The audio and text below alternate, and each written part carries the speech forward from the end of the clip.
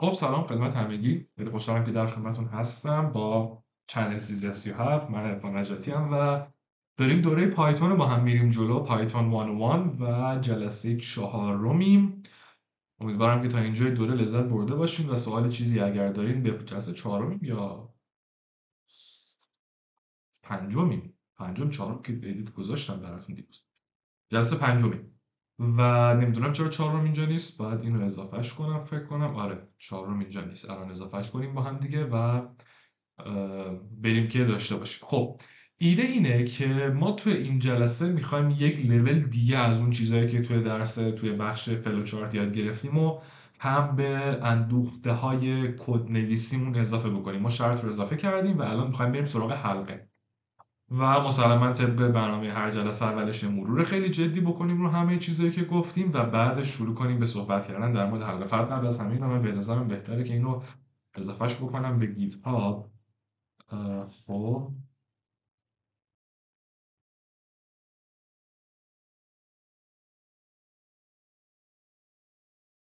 جلسه 4 رو اضافه کردیم و میگیم که گیت پوش روی اوریجین.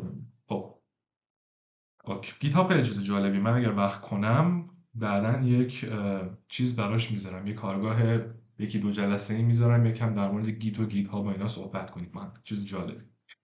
خب آقا ما داشتیم پایتون رو میگفتیم، مثلا پایتون چی بود، از کجا شروع شد. ایده این بود که ما در مورد پایتون گفتیم که خب زبان برنامه‌نویسی اینا یادمونه همش. اوکی.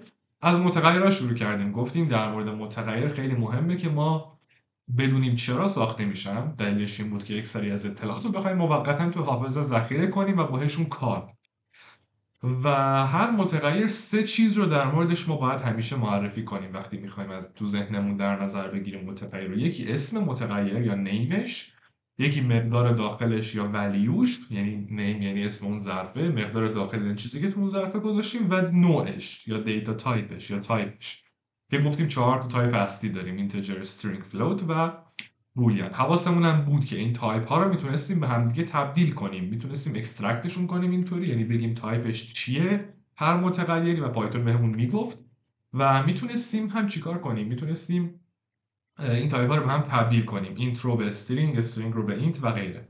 چرا باید تبدیل میکردیم؟ چون بعضی از فانکشنالیتی ها به درد ما تو حالتهای مختلف نمیخورد. مثلا اگر ما یک همچین حالتی داشتیم، این متغیرها رو نمیتونستیم این 10 و 20 رو با هم جمع کنیم و سی رو بگیریم، باید تبدیلشون میکردیم به اینت. صحبت کردیم در مورد اینپوت گرفتن و گفتیم که شما وقتی میخواین ورودی بگیرین از کاربر، بستگی به این که حالا برنامه‌تون چیه، بعضی وقتا که خیلی خوبه که اون ورودی رو تبدیل کنیم به اینت. اگر لازم دارین با اون ورودی کاربر که ورودیش یه عدده و با اون عدد میخواین کارهای انجام بدین، بهتره که اون ورودی یه کارهای جبری. اگر میخواین عددا رو بچسبونین به یه چیزی مسلما باید استرینگ باشه، ولی واسه هدفتون باید خوبه که تبدیلش کنیم به اینت، یعنی بگیم اینت اینپوت که توی جلسات بعدی هست. در مورد توابع صحبت کردیم و گفتیم تابع روشی است برای اینکه لاجیکمون رو به بخش‌های کوچیک‌تر تقسیم کنیم. یعنی یه لاجیکی که خیلی بزرگه توی برنامه رو تیکه تیکش کنیم، هر تیکش رو بذاریم توی تابع. مثلا اینجا یه تابعی داریم به اسم generate message که با گرفتن اسم و فامیل یه نفر یک چیز کامل بهش میگه. یه چیزی که خیلی میخوام روش این جلسه تمرکز بکنم این ساختاره. این ساختاری هستش که گفتیم استاندارد برنامه نویسی پایتون اینه که یک دونه تابع مین داشته باشیم و هر زبونی. حالا پایتون خیلی کمتر اینطوریه، اتفاقا بقیه زبون‌ها بیشترن، ولی تو پایتون هم چند وقته که این خیلی استاندارد الان. یه تابع مین داشته باشیم، کد اصلیمون اینجا باشه، توابع دیگه‌مون رو بیرون مین قرار بدیم. آخر کد همین تابع مین رو صدا بزنیم که اجرا بشه کدمون. این حالت استانداردی از کدنویسی پایتون هستش که ما در نظر داریم. توی جلسه 3 در مورد کاستینگ یعنی تبدیل کردن صحبت کردیم. تروثینس و فالسینس رو گفتیم. عملگرها رو گفتیم. 4 دسته عملگر داشت: اریثمتیک، اساینمنت، کامپریسن و لاجیکال. به ترتیب فارسی‌هاش رو بگیم: عملگرهای جبری، عملگرهای مقداردهی، مقایسه‌ای و منطقی. که گفتیم خیلی مهمه که حواسمون باشه هر عملگری بر حسب ورودی‌های مشخص خروجیش چیه. مثلا اگه یادمون باشه عملگرهای منطقی خروجی‌هاشون و ورودی‌هاشون هر دو از نوع بولیان بود. عملگرهای مقایسه‌ای ورودیشون ممکن بود عدد باشه، ممکن بود استرینگ باشه، ولی خروجیشون از نوع بولیان باید باشه. عملگرهای مقداردهی اصلا خروجی ندارن، چون یه مقدار رو دارن توی متغیری ذخیره می‌کنن. عملگرهای جبری اگر ورودی یا خروج ورودیشون اینتجر و فلوت باشه، خروجیشون هم اینتجر و فلوته. بعضیشون هم فرق داشت، مثلا این تقسیم این مدل یادمونه که خروجیش همیشه فلوت بود. خب این از این، حالا کار نداریم، بریم سراغ جلسه 4 و 4 در مورد شرطی ها صحبت کردیم. گفتیم که ما میتونیم از ساختار شرط استفاده کنیم تو پایتون، به این صورت که یه ایف داریم جلوش یه شرط و اگه این شرط درست باشه این چیزی که توی ایف هست یعنی ایندنتیشن داره رو باید اجرا کنه. اگر شرط درست نباشه میره سراغ ادامه این ماجرا. حالا ادامه این ماجرا ممکن اصلا وجود نداشته باشه، ممکنه ایف خالی باشه، اشکالی نداره. ولی بعضی وقت ادامه ماجرا هم یه سری چیزایی داره. مثلا ما اینجا الیف داریم، الیف یعنی شرط‌های دیگه، حالت‌های دیگه رو هم چک کن. و الس داریم، الس یعنی اگر هیچ کدوم از این بالایی ها درست نبود اینو دیگه اجرا کن دیگه انصافا. ایده ای که هست اینه که یادمون از جلسه قبلی که یه حالت تفاوت خیلی بزرگی بود بین این که ما چند تا ایف اینطوری بنویسیم یا اولی رو ایف بنویسیم و بقیه رو الیف بنویسیم و آخری رو else. این دوتا حالت چند تا تفاوت زیاد بود بینش. اصلی ترینش این بود که خب اول اصلا شما الیف رو نمیتونید بدون ایف استفاده کنید. خب یعنی همچین چیزی کاملا غلطه. الیف تنها ما نداریم، الیف نیاز و الس تنها همچنین ما نداریم. ایف شروع کننده ساختار شرطی همیشه ممکنه تموم کنندش هم باشه ولی بعضی وقتا تموم کنندش نیست. گفتی فرق بین این دوتا اینه که توی این حالتی که 3 تا ایف مجزا بنویسیم همه ایفا چک میشن، حتی اگر از لحاظ منطقی لازم نباشه چک بشن. وقتی که اینجوری مینویسیم از بالا شروع میکنه به چک کردن، اولین شرطی که درست باشه همون اجرا میکنه و دیگه ادامه نمیده، میپره بعد از پایان این ساختار. و این تفاوت رو دیدیم توی پروژه قبلی که چجوری باید ازش استفاده بکنیم برای کار. آخرین پروژه‌ای که زدیم هم بحث تشخیص دادن اعداد زوج و فرد. چیز خاصی هم البته نداشت که زوج و فرد رو تشخیص دادیم و این داستان. الان میخوایم بریم سراغ جلسه بعد. اینو من یه لحظه. خب بریم سراغ جلسه 5. من اینجا جلسه 6 گذاشتم. جلسه 5 و نیو فایل رو هم بذاریم در مورد چی؟ بذاریم در مورد لوپ سایت. خب یه چیز کوچولی من فقط قبلش بگم رفقا، این مینی که شما اینجا میبینید خیلی وقتا ممکنه که اگه با چت جی پی تی اینا کار کرده باشین ممکنه ببینید اینطوری داره بهتون میگه if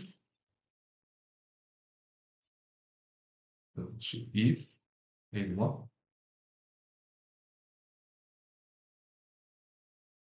ممکنه همچین چیزی ببینید، یعنی بگه if name مساوی بود ما مین رو اجرا کن. این یه ساختار دوباره استاندارد بازم پایتونه. دلیل اینکه دقیقا چرا این کارو میکنه رو فکر میکنم در ادامه دوره بتونیم وقت کنیم بیشتر در موردش حرف بزنیم، ولی ایده کلی اینه که این نیم، منظور از این نیم اسم این فایله. خب منظور از وقتی میگیم نیم مساوی باشه با مین یعنی حواست باشه که فقط وقتی که توی همین فایلی که اینجا هستی بودی اینو اجرا کن، چون خیلی وقت ما ممکنه که فایل های پایتون رو جاهای دیگه اجرا کنیم. مثلا این آپشن رو در آینده می‌بینیم که ما میتونیم داخل این فایل یه رفرنس بزنیم به فایل دیگه پایتون توی همین فولدر یا حتی یه جای دیگه و این از این جلوگیری میکنه که اگر رفرنس زدی به اونجا، اگر اونجا مین داشته و اون مین اون اجرا نشه.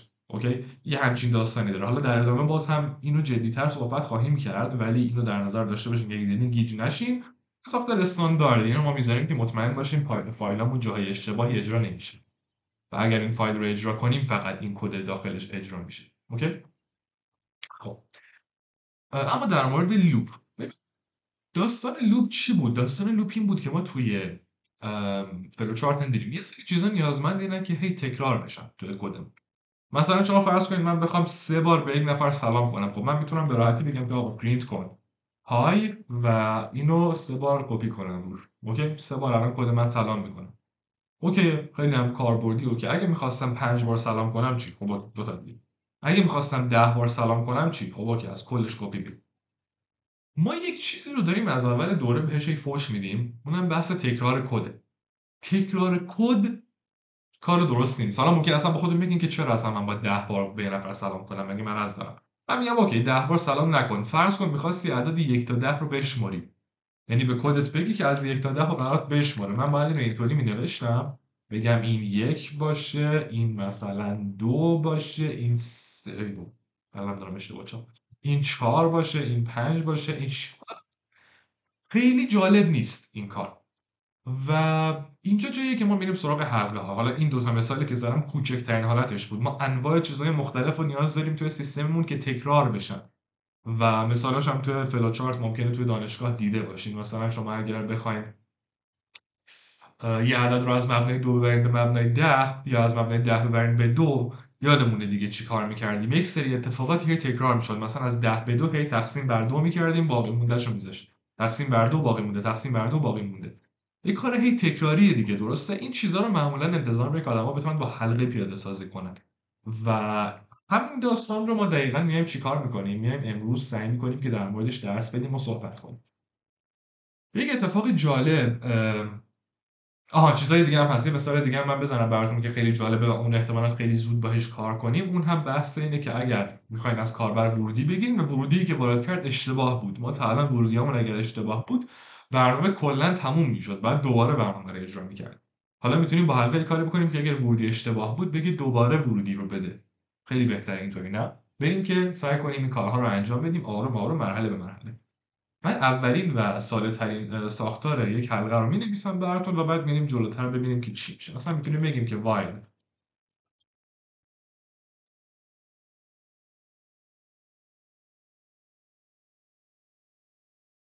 ساختار ما اینه. خب این کاندیشنی که اینجا هستش اصلا در نظر نگیرید. منظورم از نوشتن این بودش که اینجا قراره یه شرط بذاریم. بیاین الان با هم صحبت کنیم در موردش.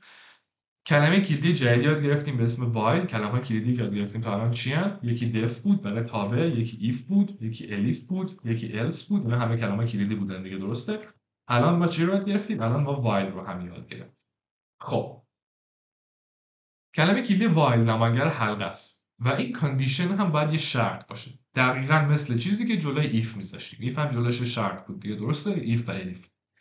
میگه که آقا تا وقتی که این کاندیشن اینجا درسته، این کدایی که داخل من هست رو اجرا کن. یعنی ایندنتیشن دارن دقیقا مثل فور و تابع و اینا. تا وقتی که این کاندیشن درسته اینو اجرا کن. و ساده ترین کاندیشنی که ممکنه به نظرتون بیاد بحث تروه. while true این کار اجرا کن. این یک حلقه بی‌نهایتی، حلقه ای که این تکرار داخلش تا بی‌نهایت اتفاق بیفته، چون این شرط همیشه درسته. میخوایم امتحانش کنیم؟ بیاین. ببین الان داره هی پرینت میکنه ها، داره هی پرینت میکنه و میره پایین. اینطوری نیستش که پرینت کرده باشه تمام شده باشه. تا وقتی که من کنترل سی نزنم توی ترمینال این ادامه پیدا میکنه این داستان. و کنترل سی توی ترمینال به معنی ترمینیت کردن یه پروسس. اون رو که بزنید اون برنامه اجراش قطع میشه. خیلی وقتا تو برنامه اگر گیر کردین کنترل سی رو بزنید چیز خوبی. تو پایتون این کارو میشه کرد چون مفسریه. کامپایلری اگر بود یه ذره این داستان پیچیده‌تر میشد. خب این که قطعا کار خوبی نیست. حداقل تو این لول در آینده راهی پیدا می‌کنیم که با ترو هم کار کنیم و نتیجه بدی نگیریم، ولی بالاخره. خب بیاین یک ذره در مورد این کاندیشن صحبت کنیم. سعی کنیم یه ذره منطقی‌تر باهاش کار کنیم. مثلا فرض کنید که من بخوام 10 بار این چیزی که اینجا هستش رو، این هایی که اینجا هستش رو پرینت کنم. یه کاری رو می‌خوام 10 بار تکرار کنم. توی فلو چارت ما چیکار می‌کردیم؟ من باز این تیکر رو می‌خوام قرض بگیرم از CS50. ما تو فلو چارت چیکار می‌کردیم؟ ما یه همچین چیزی تو فلو چارت داشتیم. کلم کجاست؟ بیام اینور. ما یه همچین چیزی توی فلو چارت داشتیم که یک متغیری مثل آی تعریف می‌کردیم و حلقمون هم اینطوری بود. میگفتیم که تا وقتی که آی از 3 کمتره این کارا رو تکرار کن. و تو این کارا هم معمولا یه جایی بود که به آی یکی اضافه می‌کردیم و این کارا که تکرار می‌شد آی یکی اضافه می‌شد، باز دوباره چک می‌کرد. باز تکرار می‌شد آی یکی اضافه می‌شد، باز چک می‌کرد. این ایده همون ایده‌ای بود که باعث می‌شد که بالاخره یه جایی این حلقه تموم بشه، چون یه جایی بالاخره آی از 3 بزرگتر میشه و اون جایی که بزرگتر بشه دیگه این فالسه و حلقه تموم میشه. دقیقاً ایده‌ای که اینجا هم هستش همینه. یعنی ما میتونیم بیایم اینجا و یه متغیری مثل آی تعریف بکنیم، بگیم آی مساوی با 0. اینجا بگیم که تا وقتی که آی کمتر بود از مثلا 5 این پرینت رو انجام بده. حواسمون باشه که باید شرطی داشته، باید کاندیشن، باید کدی داشته باشیم که آی رو زیاد کنه یا اصطلاحاً اینکریمنت انجام بده روی آی به اضافه مساوی 1 که دقیقاً هم معنی بود با آی برابر با آی به اضافه 1. اینا رو یادمونه دیگه از اون جلسه که در مورد عملگرها صحبت کردیم. این دوتا یک کار دقیقاً انجام میدن. این در واقع اینکریمنتی که اینجا هست یا استپی که اصطلاحاً اینجا هست باعث میشه که این حلقه یکی یکی آیش زیاد بشه و این اتفاق بیفته. یه کار جالب بگم، شما میتونید به جای اینکه اینجا های بذارین خود آی رو بذارین، یعنی از این متغیر آی هم در طولش استفاده کنید. مثلا همین رو بیاین الان ببینیم چی میشه با هم دیگه. ببینید 0 تا 4 رو پرینت کرد، داره میگه آی وقتی صفره میاد اینجا. آی از 0 از 5 کوچیک‌تره، آی الان 0. اوکی، بریم اینو اجرا کنیم. پرینت آی چند بود؟ آی 0 بود. اوکی، این صفری که اینجا هستش رو من پرینت کردم. بعد آی باید یکی اضافه کنم. خب اوکی، آی الان 1. دوباره بریم بالا. آی از 5 کمتره. خب آی الان 1. آره از 5 کمتره. بیایم اینجا. پرینت کن آی چند بود؟ آی 1 بود. آی 1 اینجا رو پرینت کرد و همینطور این کار ادامه میده تا وقتی به خود 5 برسه. آی وقتی اینجا برابر با 5 میشه، اینجا دیگه آی از 5 کوچکتر نیست، آی برابر با 5. پس این حلقه دیگه ادامه دار نمیشه و تا 4 پرینت میشه. 0 1 2 3 4. معمولا هم از 0 شروع میکنیم تو کد نویسی. اینو حالا بعدا میبینیم چرا، ولی خیلی جاها توی کد نویسی شمارش از 0 شروع میشه، از 1 شروع نمیشه. خب این پس شد چی شد؟ کنترل این که حلقه من چند بار اجرا بشه. یه ذره کارهای باحال هم میتونیم بکنیم. مثلا من میتونم این آی رو یه 5000 بزرگترش بکنم، مثلا 10، و آی به جای اینکه هر سری یکی اضافه کنم 2 تا اضافه بکنم. اینجوری فقط عددهای زوج بر من پرینت میشن اینجا از 0 تا 8. کاری جالبیه نه؟ یه چیز جالب بهتون بگم بچه‌ها. نه این چیز جالبو بذارین یکم جلوتر، هنوز یکم زود. خب حالا ما تو حلقه وایل میتونیم انواع ساختارهای مختلف رو داشته باشیم. مثلا اگه یادتون باشه یک چی داشتیم، یک کدی بنویسیم که ورودی از کاربر بگیره و بذار من اینو چیزش کنم، یه کپی ازش بگیرم، یه حالت اولش آی باشه 1 و همه رو کامنت بکنیم که داشته باشیم. شما من میتونم بیام چیکار کنم؟ میتونم بیام یه ورودی از کاربر بگیرم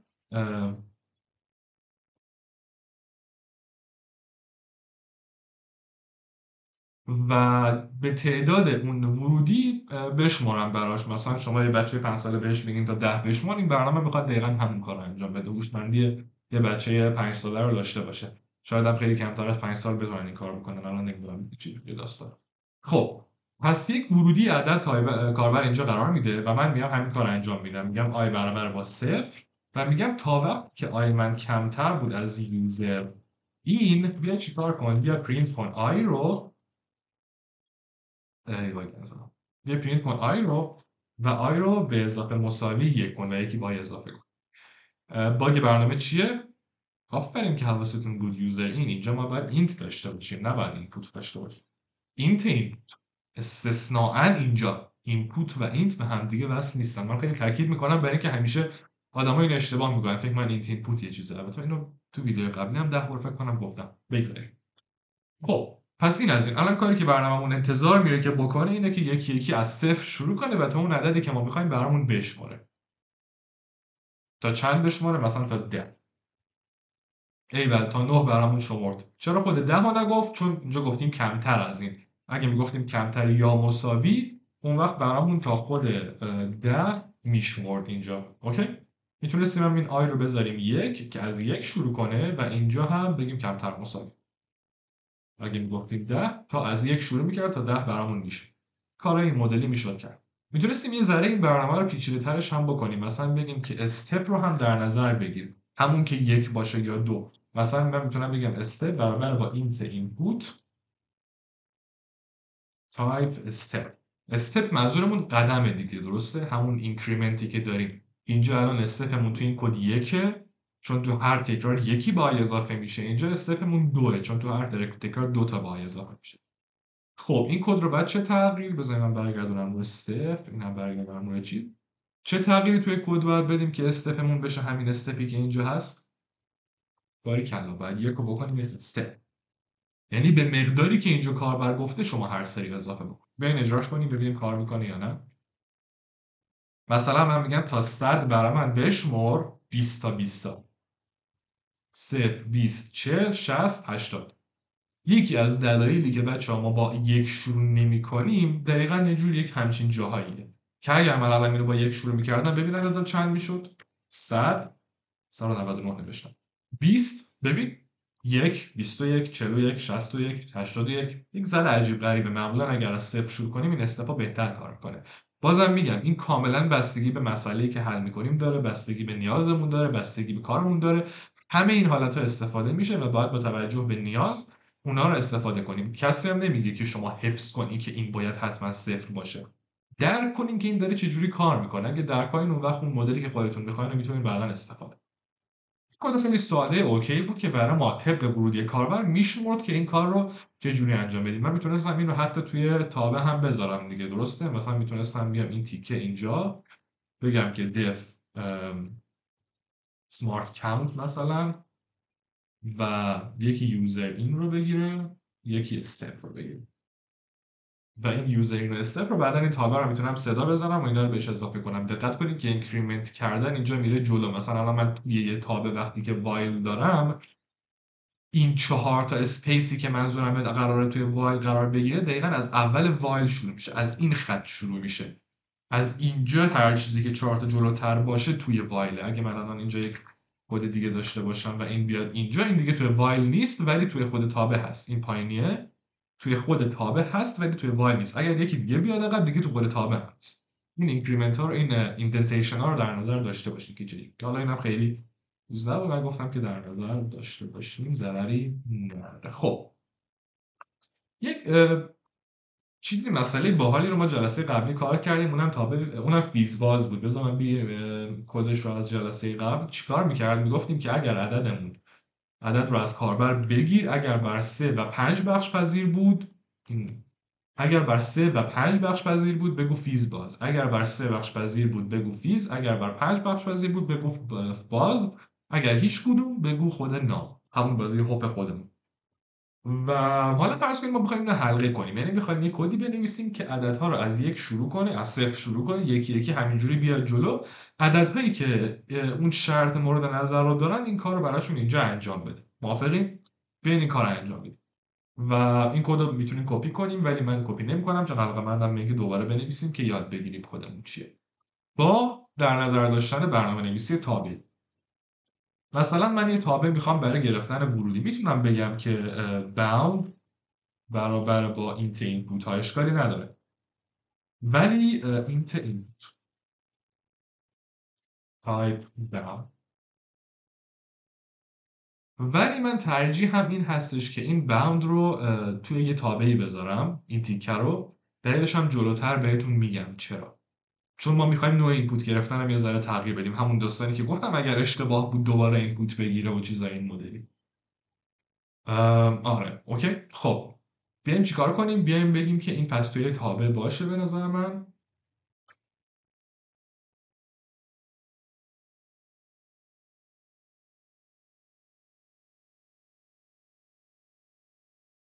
خب این شکلی این یه تابعی برای گرفتن ورود. اوکی. یه تابع دیگه ای میخوایم برای داستان فیزباز، دف فیزباز. خب برای فیزباز ما چی رو باید در نظر بگیریم؟ اینکه تا کجا ادامه پیدا کنه دیگه، درسته؟ همون باوند رو باید در نظر بگیریم. باوند یعنی کران، یعنی اینکه تا کجا قرار ادامه پیدا کنه. و این داخل هم کد مربوط به فیزباز رو بنویسیم. میگیم که if bound درصد 5 مساوی بود با 0 and bound درصد 3 مساوی بود با 0. اینم بهتره تو پرانتز باشه اگر مطمئن نیستین که اولویت ها چجوریه. و بیا چیکار کن؟ بیا پرینت کن فیز باز و پشت سرش حالت های دیگه همون الیف و الی آخر. من اینو الان دیگه کپی میکنم از اینجا چون این تیکه اولش فقط مهم بود که ما یادمون باشه که باید اون شرط کوچیک‌تره رو اول مینوشتیم، اونی که حالتهای کمتری احتمال داره که پیش بیاد. به خصوص که من این مقدار عجله دارم الان و بعد زودتر ویدیو رو تموم کنم، برای همین این تیکه رو در نظر داشته باشید. این نام رو هم همه رو باید عوض کنیم به بم. شما این چیز رو اگر سلکت کنیم توی وی اس کد کنترل بی بزنیم، همه اینستنس های اون رو سلکت، همه اینستنس رو سلکت کنیم، همه رو همه تیت کنیم. خب این از این. این هم از تابع فیزبازمون. حالا یه تابع میخوایم که اینپوت رو بگیره و فیزباز رو هی تکرار کنه. بیایم اینجا تابع مین def main، میگیم که چیکار کن؟ میگیم که bound برابر با getInt و while یه آی هم داریم دیگه، درسته؟ آی برابر با صفر وایل آی کوچکتر از باوند. بیا چیکار کن؟ بیا فیزباز رو برای باوند اجرا. اوکی. حالا یه مشکل خیلی کوچیک هست که این باوند ته این لیسته. اوکی، بذارین اول اجراش کنیم ببینیم چی میشه. آی رو هم بعد یکی بذار، بعد دیباگش میکنیم با هم دیگه. این مین رو هم بعد اینجا صداش بزنیم قطعا که کار بکنه. خب بریم که داشته باشیم ران. میگه باوند رو تایپ کن، مثلا من میگم 12. چرا 12 بار فیز برای من پرینت کرد؟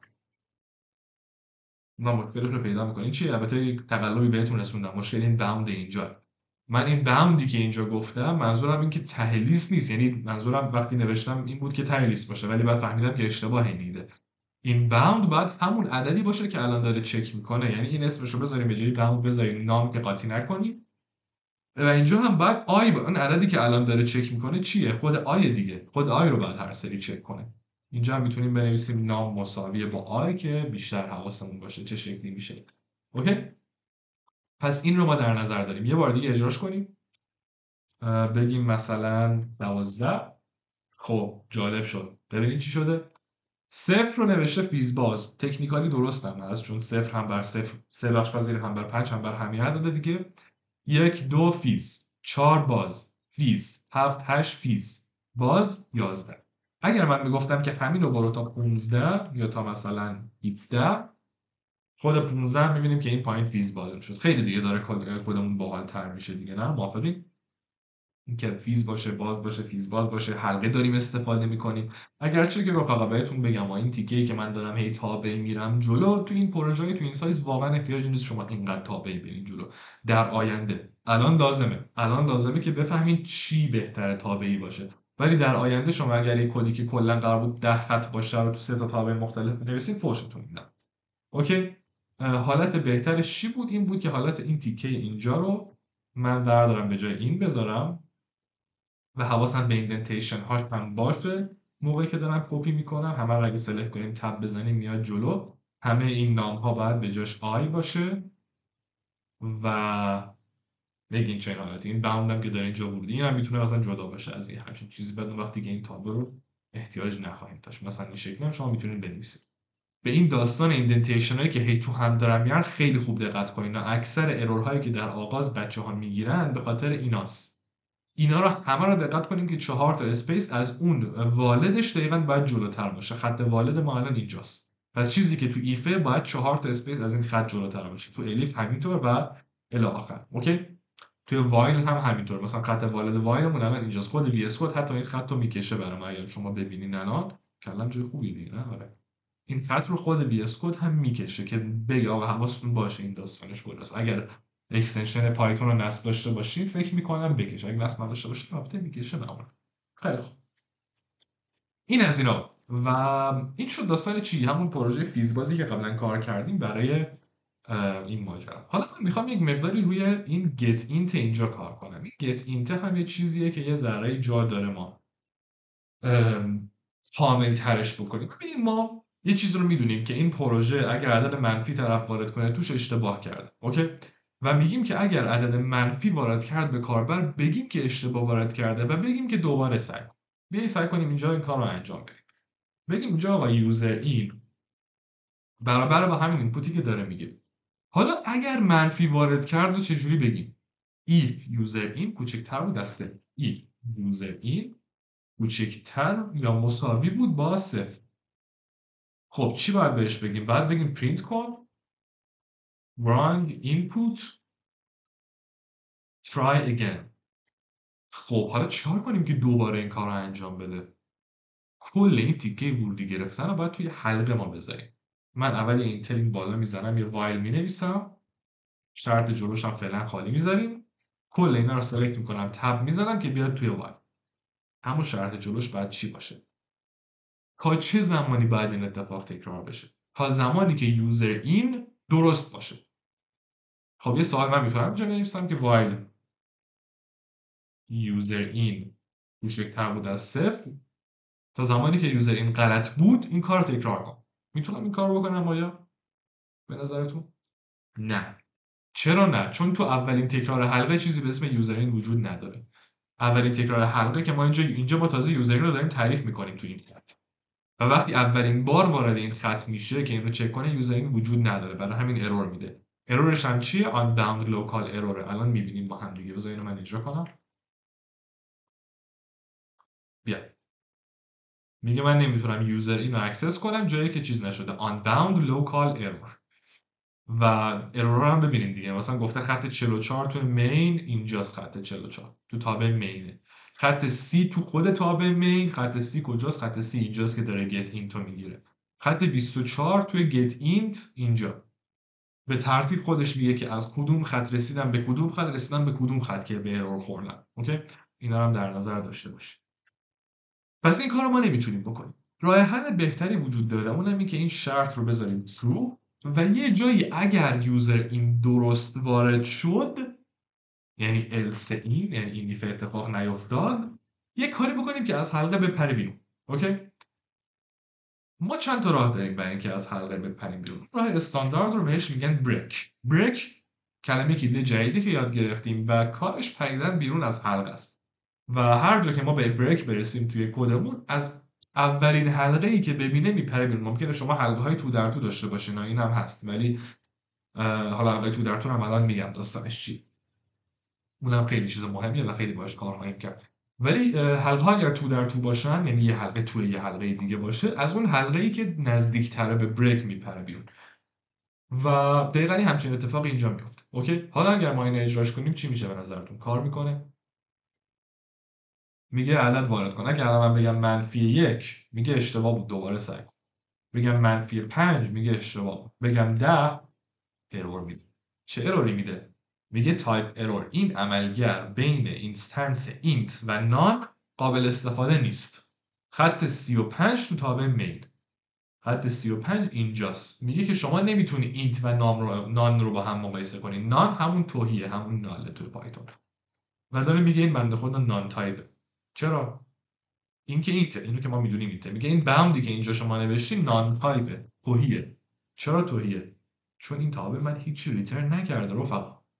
هیچی این تابع من ریترن نکرده. و حواسمون هست که وقتی میخوایم اینطوری از تابع استفاده کنیم، یه ریترن ولیو این پشت باید باشه که اون کار رو برامون انجام بده. پس اگه به نظرم بهترین حالت اینه که اینجا که حلقه تموم شد بگیم که ریترن کن یوزر این رو. اینجا دیگه قطعا یوزر این مشخصه چیه، چون فقط وقتی کد به اینجا میرسه که یوزر این رو تو این حلقه داده باشه. اوکی؟ الان مشکلمون حله. الان ران کنیم. مثلا من ورودی رو اینجا بدم بهش 10 و اون کاری که میخوام برام انجام میده. اوکی؟ خب این هم از این. پس ما داستان این فلو اینپوت رو گرفتیم که این حالت خوبی. حالا جلوتر حالتهای بهتری هم یاد میگیریم که اگر طرف چیزی که وارد کرد اینت نبود، یعنی مثلا نوشت عرفان اینجا، اون وقت چیکار کنیم؟ یک راههای ارور هندلینگ هم هست که جلوتر یاد میگیریم اینو. و جلوتر که یاد گرفتیم فقط همین تیکر رو تغییر میدیم که لازم نیست تو این منطقه این کد تغییر ایجاد کنیم. اوکی، پس این از این چیزی بود که ما تا اینجا یاد گرفتیم و حلقه رو به صورت کلی گرفتیم که چه کارهایی میتونیم باهاش انجام بدیم. حالا دیگه شما میتونید ببین انواع تمرین هایی که تو جزوه حالا فلو چارت بود یا اصلا با چت جی پی تی صحبت کنید، بهش بگین آقا من میخوام حلقه واید رو، ما 2 مدل حلقه داریم، حلقه فور هم هست که بعداً بهتون میگیم اونو، البته در ادامه همین جلسه است. ولی به اونا رو من چجوری ازش استفاده کنم و بهتون توضیح. خب در ادامه کد من میخوام یه ذره در مورد حلقه‌های تو در تو صحبت کنم و داستان حلقه تو در تو هم چیز جالبیه. ببینید رفقا، خیلی وقتا شما هستش که یعنی بیشتر وقتا معمولا این اتفاق میفته، به خصوص توی سنگ‌های مثلا طراحی الگوریتم و چیزای این مدلی. داستانی که پیش میاد اینه که شما حلقه‌ای که باید استفاده کنید نیازمند اینه که تو در تو پیش بره. مثلا چی؟ مثلا فرض کنید بهتون مسئله گفته که یه همچین شکل رو پرینت کنید. از اینجا شروع میشه.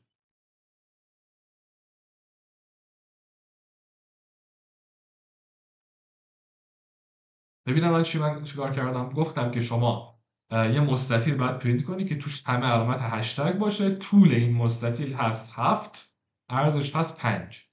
اوکی؟ خب یعنی باید یک کاری در طول یک خط هی تکرار بشه، بعد همون چیزی که توی یک خط تکرار شد هی تو خطوط بعدی هم بیاد. البته تو پایتون این خیلی راحت قابل انجامه، ولی تو زبون‌های دیگه یه مقداری پیچیدگی داره که این داستان یه مقداری چالش برانگیزه که ممکنه به خودتون فکر کنید که خب من چجوری با حل این کار انجام بدم. یه راهش اینه که خب این هفته رو ما بذاریم چیکار کنیم، بذاریم توی پرینت، بعد پرینتر رو توی حلقه بذاریم به تعداد این عرضه پرینت کنیم.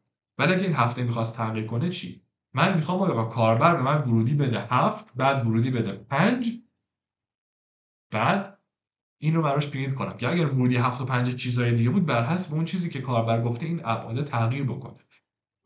این خیلی چیز مهمیه که باید در نظر ما داشته باشیم که طول و عرض رو که کاربر چی داد، من تو حلقم باید موارد تغییر میکنم و این کدش رو میخوایم الان با همدیگه بزنیم. بیایم با همدیگه این کار رو سعی کنیم انجام بدیم. اول اصلا میدونیم که باید دو تا ورودی 5 و 7 از کاربر بگیریم، اوکی؟ و بیایم مثلا بگیم که مثلا height برابر با int input height و width هم برابر با int input type. خیلی کلمه سخته تلفظش بعد افراد دیگه فارسی زبانه. خب آره این از این. طول عرض از کاربر گرفتیم، این شدهشون هم گرفتیم و الان ما دو تا حلقه میخوام. یه حلقه لازمه توی هر خط تکرار بشه و یه حلقه لازمه که خطها رو تکرار بکنه. بیایم ببینیم چی میشه.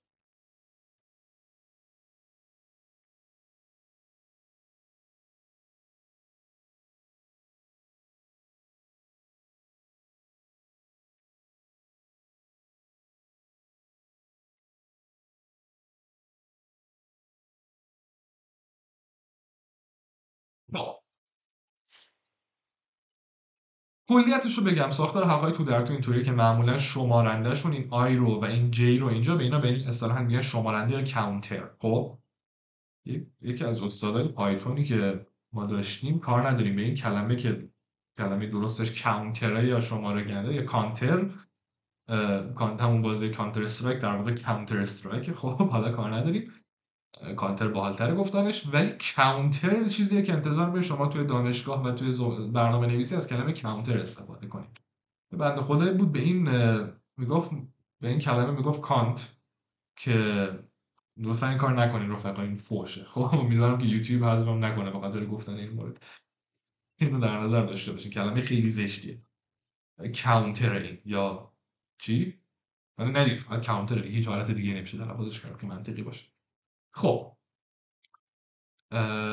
یک بود این، پس آی و اینجا اینا گفتیم بهش میگن کاونتر یا شمارنده و حلقه تو در تو هم داستانشونه که یه حلقه با یک کاونتر، یه حلقه دیگه با یک کاونتر دیگه است و این دوتا با هم دیگه کار میکنن. مسلما هم باید حواسمون باشه که کاونترها رو اضافه کنیم دیگه، اگه اضافه نکنیم میافتیم تو حلقه بی‌نهایت. اینجا به این اضافه بشه، اینجا هم به این اضافه بشه. این آیه الان مال این حلقه است فقط، این جیه الان مال این حلقه است فقط، یعنی اضافه شدن این جی توی این حلقه داره اتفاق میفته، اضافه شدن این های توی این حلقه داره اتفاق میفته.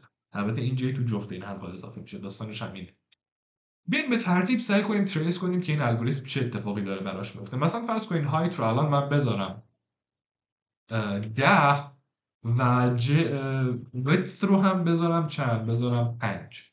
خب میگیم آی برابر با 0 تا وقتی که آی کمتر از 10 این کار رو تکرار کن.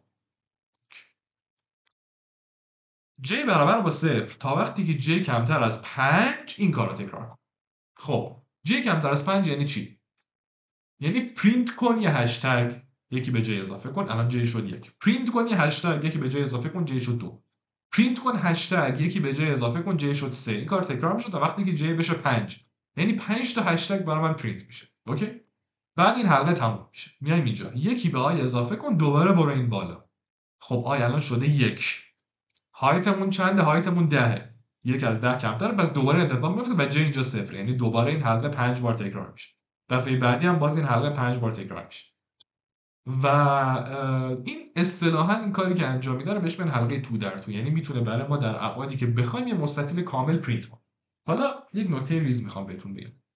اونم یک نکته در مورد تابع پرینت. اینو اگه من اجراش کنم ببینیم چی میشه با هم دیگه. گفته که هایت رو تایپ کن، میگم مثلا 3. ارزم تایپ کن، میگیم 2. برای من 6 تا هشتگ زیر هم پرینت کرد. چرا؟ دلیلش اینه که رفقا این پرینتی که اینجا میزنیم نمیاد کنار هم پرینت کنه اینا رو. هر پرینت خودش دیفالتش اینه که بره خط بعدی. یک پارامتری ما داریم تو تابع پرینت به اسم end که میتونیم این شکلی بنویسیمش. بعد از اینکه اون چیزی که میخوایم پرینت فیشه رو بنویسیم end رو هم میتونیم تعیین کنیم. که اگر من end رو بذارم یه استرینگ خالی، end منظور اینه که ته رشته من چیکار کنم. دیفالتش اینه، دیفالتش بک اسلش n. شما تو استرینگ اگر بک اسلش n بذارید میره خط بعدی از اونجا. و اگر من هیچی نذارم بگم هیچ کار نکن تهش، یعنی پرینت که بکنه اون همونجا میمونه، بعدی هم دوباره تهش میزنه. ببینیم حالا چی شد. خب مثلا باشه همون 3 و 2. خب الان هر 6 تا رو پشت سر هم پرینت کرد، ولی من میخواستم 3 در 2 باشه مستطیلم. خب این چیکارش کنیم به نظرتون اینو؟ بعد از اینکه هر یه خط پرینت شد به صورت کامل بعد بریم خط بعد دیگه، یعنی هر یه خط هم که اینجا داره پرینت میشه. بریم پس یه کار کنیم، بگیم بعد از اینکه این خط کامل پرینت شد و اینجا بودی دقیقاً قبل از اینکه اضافه کنیم یه پرینت خالی میتونیم بزنیم. پرینت خالی یعنی برو خط بعد دیگه، درسته؟ خب اجرا کنیم ببینیم چی میشه. اینو بذاریم 3، اینو بذاریم 2. تبریک میگم، یک مستطیل 3 در 2 برامون پرینت کرد. موفق شدیم. یه بار دیگه اجراش بکنیم. بذاریم مثلا 10 و بذاریم 5. یه مستطیل 5 در 10 برامون پرینت کرد. تبریک میگم. و یه کد واقعا چالشی برای شروع رو ما اینجا نوشتیم. این پروژه یک ذره سخت‌تر میشه. اون هم وقتی هستش که شما بخواید به جای اینکه این شکل رو پرینت کنین این شکل رو پرینت کنین.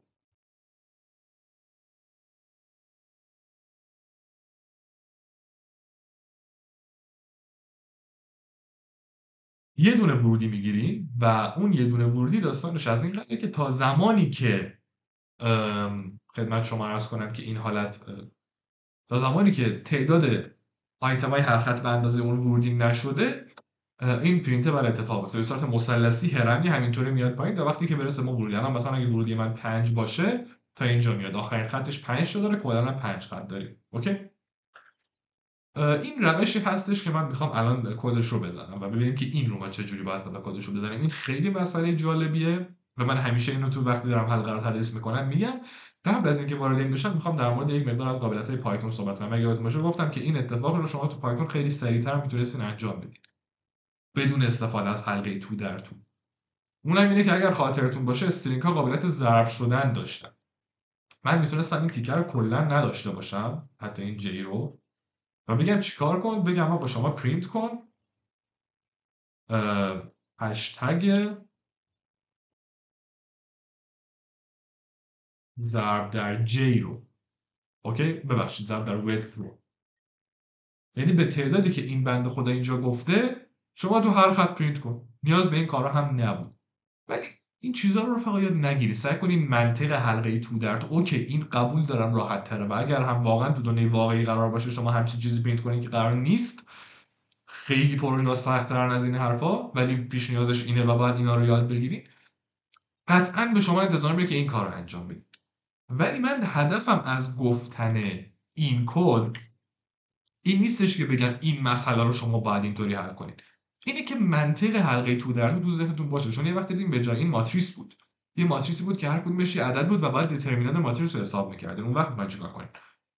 اون وقت که خیلی داستان پیچیده‌تر از این حرفا. قطعاً دونستن حلقه تو در تو یه چیزیه که انتظار به شما تو مبانی کامپیوتر و حتی 3 تا حلقه تو در تو استاد بشین حلقه تو در تو رو. یعنی چیزی که تا آخر عمرتون به عنوان حداقل دانشجوی رشته علوم کامپیوتر، رشته ریاضی کاربردی، آمار، اگر قرار بشه کد بزنید این چیزا استفاده زیاد میشه توی از من بیشتر. این هم سال تکراراتش. پس این چیز خوبیه ولی مجبور نیستیم که حتما از این استفاده. یعنی پیشنهاد من اینه که فعلا روی اینا کار کنیم، اینا رو مسلط بشیم روش، بعد بریم سراغ بخش بعدی. اینو ما چجوری بزنیم کدشو؟ خبر خوب اینه که این دیگه هایت و width نداره، یه دونه متغیر کلا، یه دونه یه ذره چالش برانگیزه. من میتونم بگم که count اول با این input و بگیم چی؟ بگیم که type count. حالا میگم که چیکار کنم. میگم i برابر با 0 و while i کمتر بود از count بیا پرینت کن این بنده خدا رو خب پرینت کنیم بنده خدا رو. نه دیگه ما حلقمون هنوز هم باید تو در تو باشه، ولی با همین یه دونه متغیر تو در تو. م، م،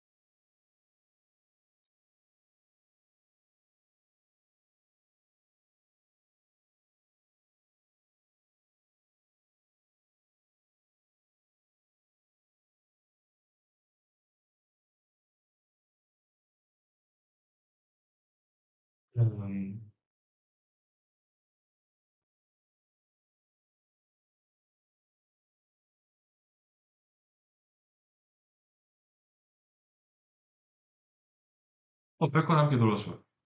ممکنه با خودتون بگین این فرقش با قبلی چی بود؟ تنها فرقش با قبلی اینه. تو قبلی اینجا ما width داشتیم، اینجا الان آی داریم. اگر اینو خودتون حل کرده باشین که واقعا کارتون درسته و قبلا ندیده باشین و فقط با دیدن اینو حل کرده باشین، ایول. یعنی خیلی خوب حلقه رو درک کردن، ولی خب هنوز نه، با تمرین و اینا این اتفاق قطعا میفته. آقا ما یک متغیری داریم که توی هر خطی که داریم تکرار میکنیم دقیقا برابر با اون تعدادی که میخوایم تکرار بشه. الان تو خط 3 وقتی هستیم، یعنی اینجاییم. خب 3 تا بعد از اینا پرینت بشه دیگه، درسته؟ اگه تو خط 3 هستیم باید 3 تا پرینت بشه و ما میدونیم که توی خط 3 وقتی هستیم یعنی چی؟ یعنی اینکه آقا باید 3 تا پرینت بشه و اینجا من اومدم آقا به جای اینکه بگم به تعداد ارزی که کاربر گفته پرینت کن که اینجا دیگه ارز نداریم، بیا به تعداد همون شماره خط که شماره خط آیه پرینت کن. تو این شکل معمولا این حلقه بیرونی شماره خط رو نشون میده، حلقه داخلی تعداد آیتم‌های هر خط رو نشون میده. الان اگر من اینو اجراش کنم احتمالاً اون کاری که میخوام رو داره انجام میده، چون من داخل حلقه گفتم به تعداد همون خط حلقه رو تکرار کن. آها این قبلیه، ببخشید قبلی رو بذارین من کامنت کنم. ران کانت رو بذاریم مثلا 7. تقریبا درسته، ولی اگه دقت کنین یه خطی وسطش خالیه. من میخواستم خط اول یکی باشه، خالی نباشه. خب این باگ رو چجوری برطرف کنیم؟ این چیزیه که من به شما به عنوان تکلیف میگم که لطفاً الان حتما این کارو بکنین. اصلا من کار ندارم خسته نیستین، حتما الان این کارو بکنین. پاز بزنین و سعی کنین بفهمین که چیکار کنم که آقا خط اولش بشه 1 و خط آخرش هم به جای 6 بشه 7. یعنی از 1 شروع بشه به جای اینکه از 0 شروع بشه تعداد پرینت کردن اینا. اون وقت اینو خواهید فهمید. هی بربرین، هی اجرا کنین تا اینکه ببینید چی میشه. اگر که این کار رو انجام دارین الان من میخوام بگم که راه حلش چیه. من دارم چیکار میکنم؟ دارم میگم آقا تو خط اول آی برابر با 0. اوکی؟ و تا وقتی که j از آی کمتره، خب وقتی j برابر با 0 آی هم برابر با 0 تو اولین تکرار اولین خط، خب j که از آی کمتر نیست، j برابر با آی، پس این خط اصلا اجرا نمیشه. این حلقه کلا میتونستم اینجا به جای آی بگم آی به اضافه 1. تمام شد.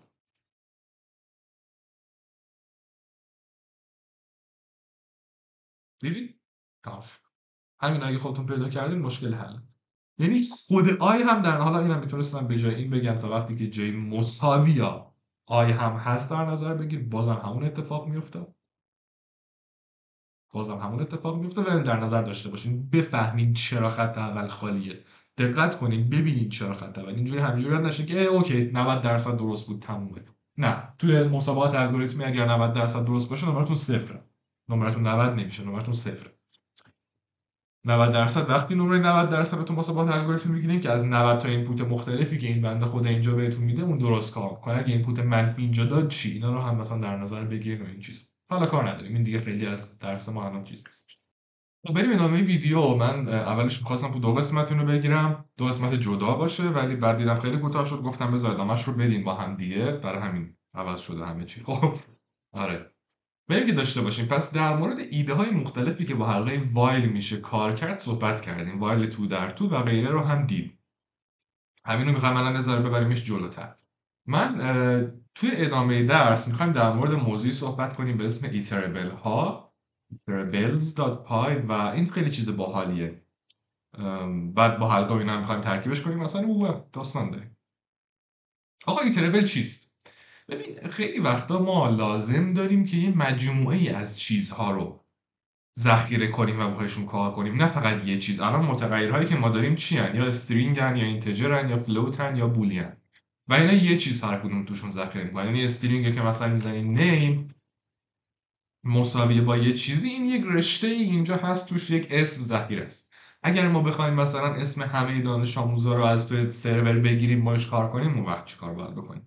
اگر بخوایم مجموعه تمام شهرهای ایران رو در نظر داشته باشیم یه جایی باش کار کنیم، باید چی کار کنیم؟ اینجاست که ساختار داده های یه ذره پیچیده تر میان. باز هم ارجاعتون میدم به سی پلاس پلاس و اینا، تو اونا خیلی پایه‌ای تر این موارد رو توضیح داده، تو پایتون خیلی سطح بالاست. ولی ما پایتونیش رو اول میگیم، بعد سعی میکنیم یه استپ برگردیم عقب سی پلاس پلاس توریش هم بگیم یه مقدار، چون تو درک اینا خیلی کمک میکنه.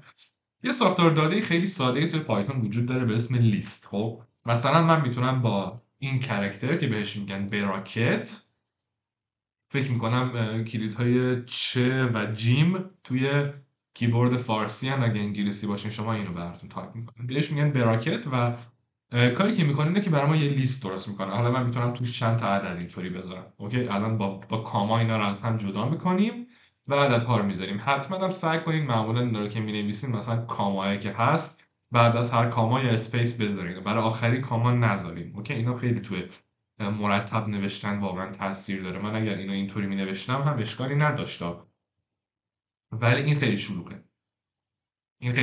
چون خیلی وقتا ممکنه که ما آیتمای توی لیستمون عدد نباشن و اگر عدد نباشن یه مقداری پیچیده میشه این داستان. خب این یه لیسته خیلی ساده. الان من میتونم اینو همه کارهایی که قبلا باش میکردم رو بکنم. مثلا میتونم بگم پرینت کن نامز و برای من همه این عددها رو اینجا برای من پرینت.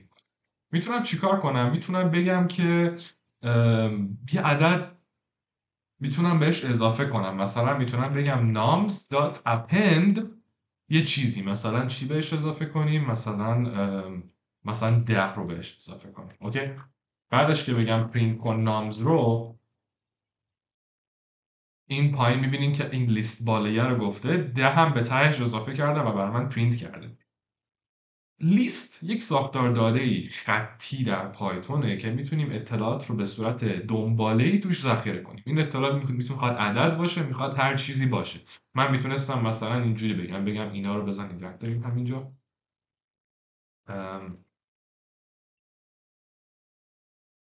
اینا رو اینطوری داشته باشیم با هم دیگه. بیایم اینجا مثلا فرض کنیم یک لیستی داریم به اسم دیتا برابر با یه براکت توش مثلا یه نیم عرفان، یک عدد 18، یک مثلا فلوت 19 و نیم، یک ترو هم اینجا هست. اوکی اشکالی نداره.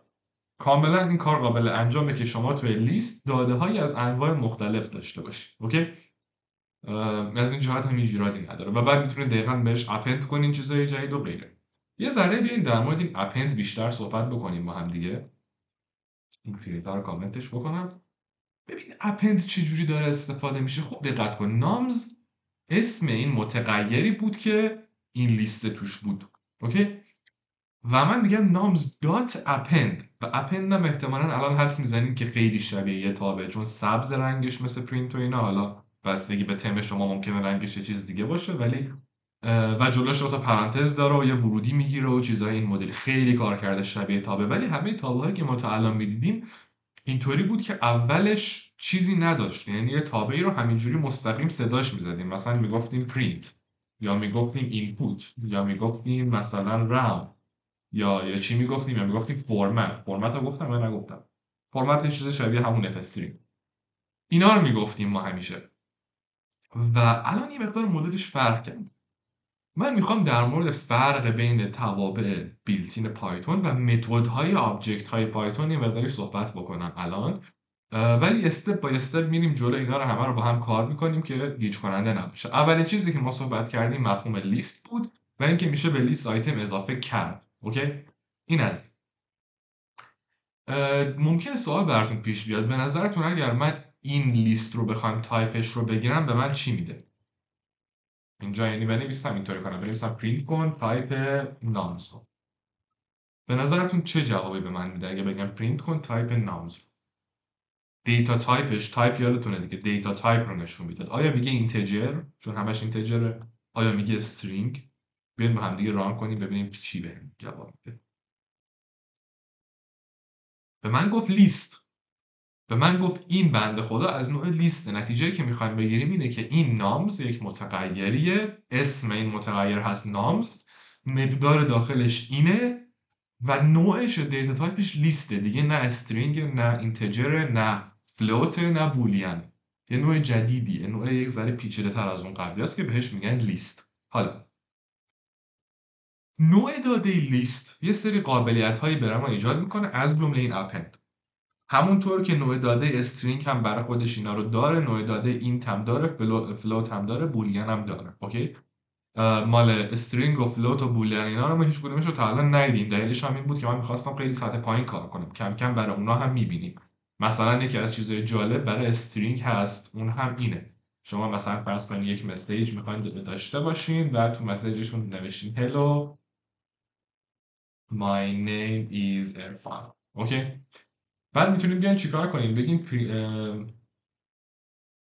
message dot replace این کاراکتر رو با این کاراکتر. اوکی، این میاد چیکار میکنه؟ میاد تو این مسیج میگرده هر جایی که شما از این کاراکتر اولیه که اسپیس هست استفاده کرده باشین ورش میداره، به جاش این یکی رو میذاره، به جاش 3 تا دش میذاره و آخرش هم باید اینطوری بگیم که MSG برابر با فلان و زیرش هم بگیم پرینت کن